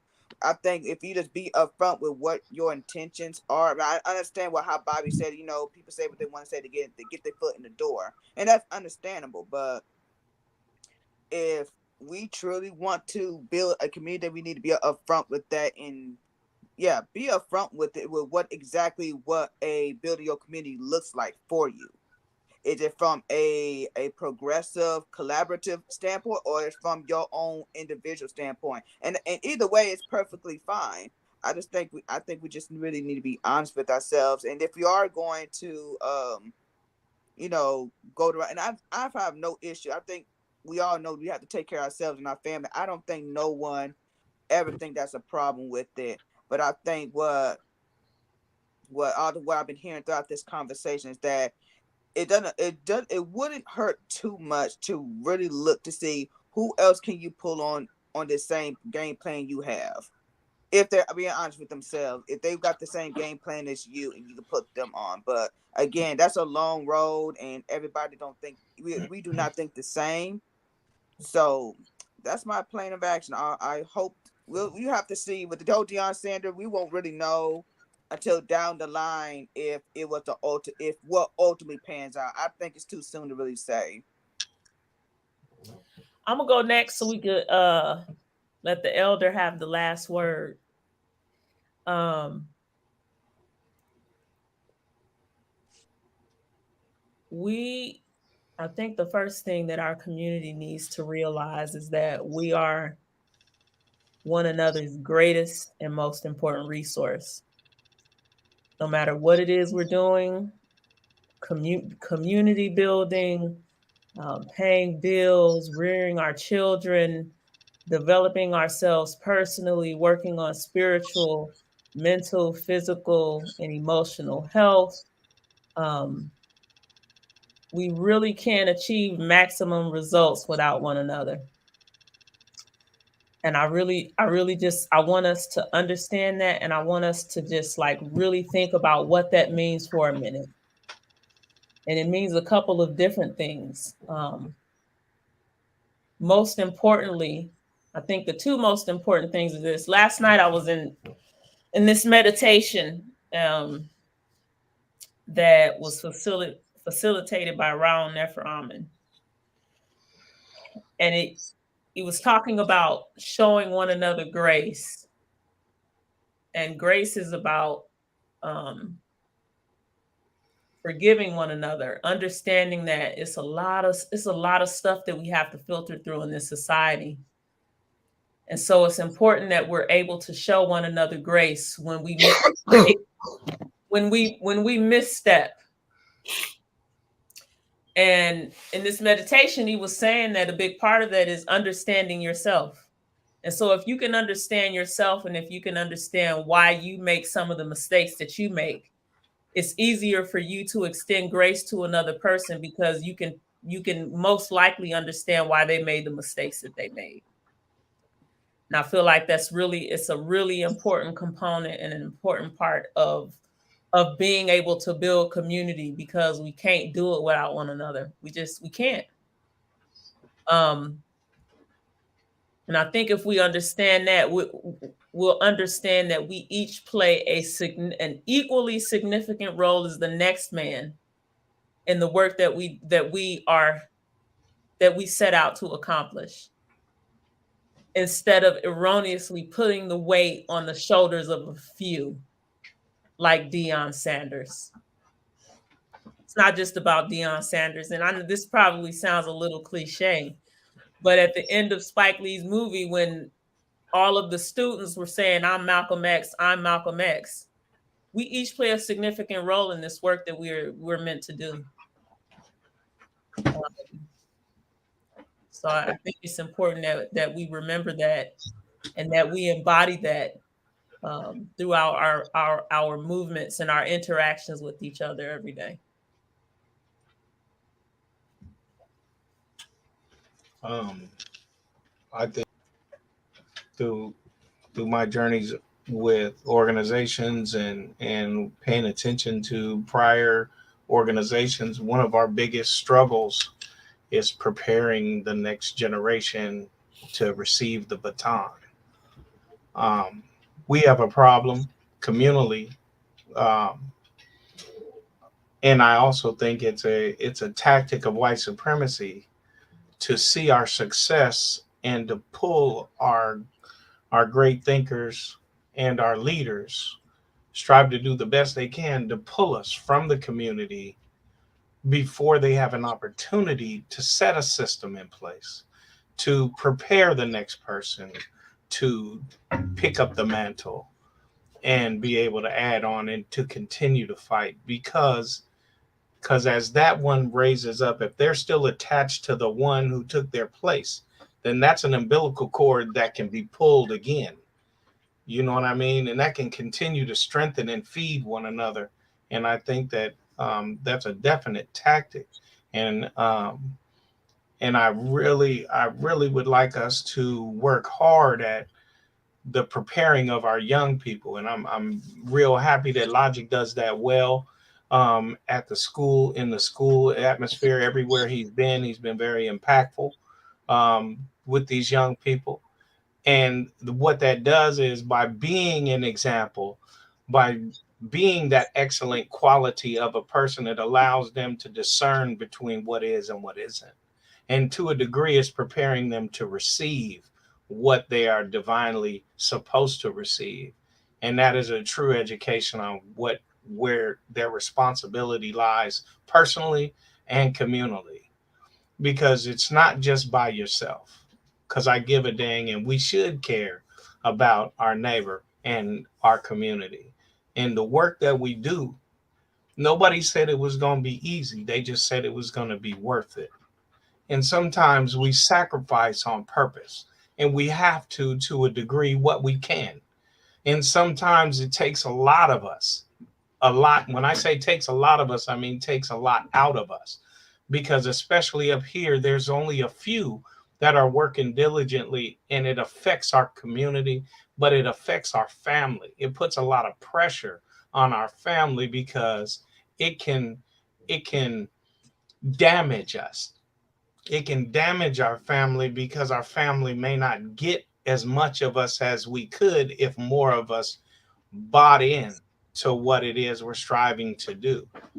And so what I'm saying is that, hey, we have to continue to be the example of what to do as much as possible, because there's only a few of us willing to be that example, you know. And if we're strong enough, you don't have to worry about the money. The money's going to come because you have the skill sets to make the money, and you have the resources through networking and who you know. And by coming together, which is also the tactic of white supremacy, is to keep us from uniting, to working together to be successful. We're the biggest spenders. The money is with us. We don't have to worry about where the money's at. We just have to turn the money inward more. Figure out how we can turn that money in in uh, uh, in our own benefit and in our own direction, so that we can benefit more so. And I just think, if just a few, if we wouldn't put people on that cross, as Logic would say, because people wait for one person to die. They want one person. That's the unfortunate piece. We want one leader, instead of understanding that the pinnacle is nothing if there's nothing holding it up. You know what I'm saying? You, the pyramid cap is, it can't shine to all four corners if there's nothing raising it to that point. And that's the people. And that's all of us together to meet what we need to meet. And we are here, and we got to continue to educate and continue to prepare, because you can only receive what you're prepared to receive. And we have to make sure that we give them the opportunities to get what they need to get. And it's our job to give it. Well said. Yeah, well said. I know you wanted to thank you, True. Thank you, Precious. Thank you, Bobby. Thank you, Carmelita. I know you wanted to give away some stuff. Here's the part. I mean, they waited 2 hours and 48 minutes for us to give away some stuff. What you got? What you got? For those listening live, and for those who may catch this after it's live, I'm gonna give away an hour Qigong session with life coach Heru Chaz Amin. So if you are interested in that, send me an inbox. This is going to be free. I would definitely encourage you to tap in. This is to encourage just overall wellness, to help you do that work that Bobby and Logic and Precious and True and I are talking about, to equip you with the mental, physical, emotional fortitude that you need to navigate the murky waters of systemic racism and oppression, and strive to be your best self as you do this work. So it's an hour Qigong session for free. Hit me up, inbox me. All right. It's been great. Love y'all.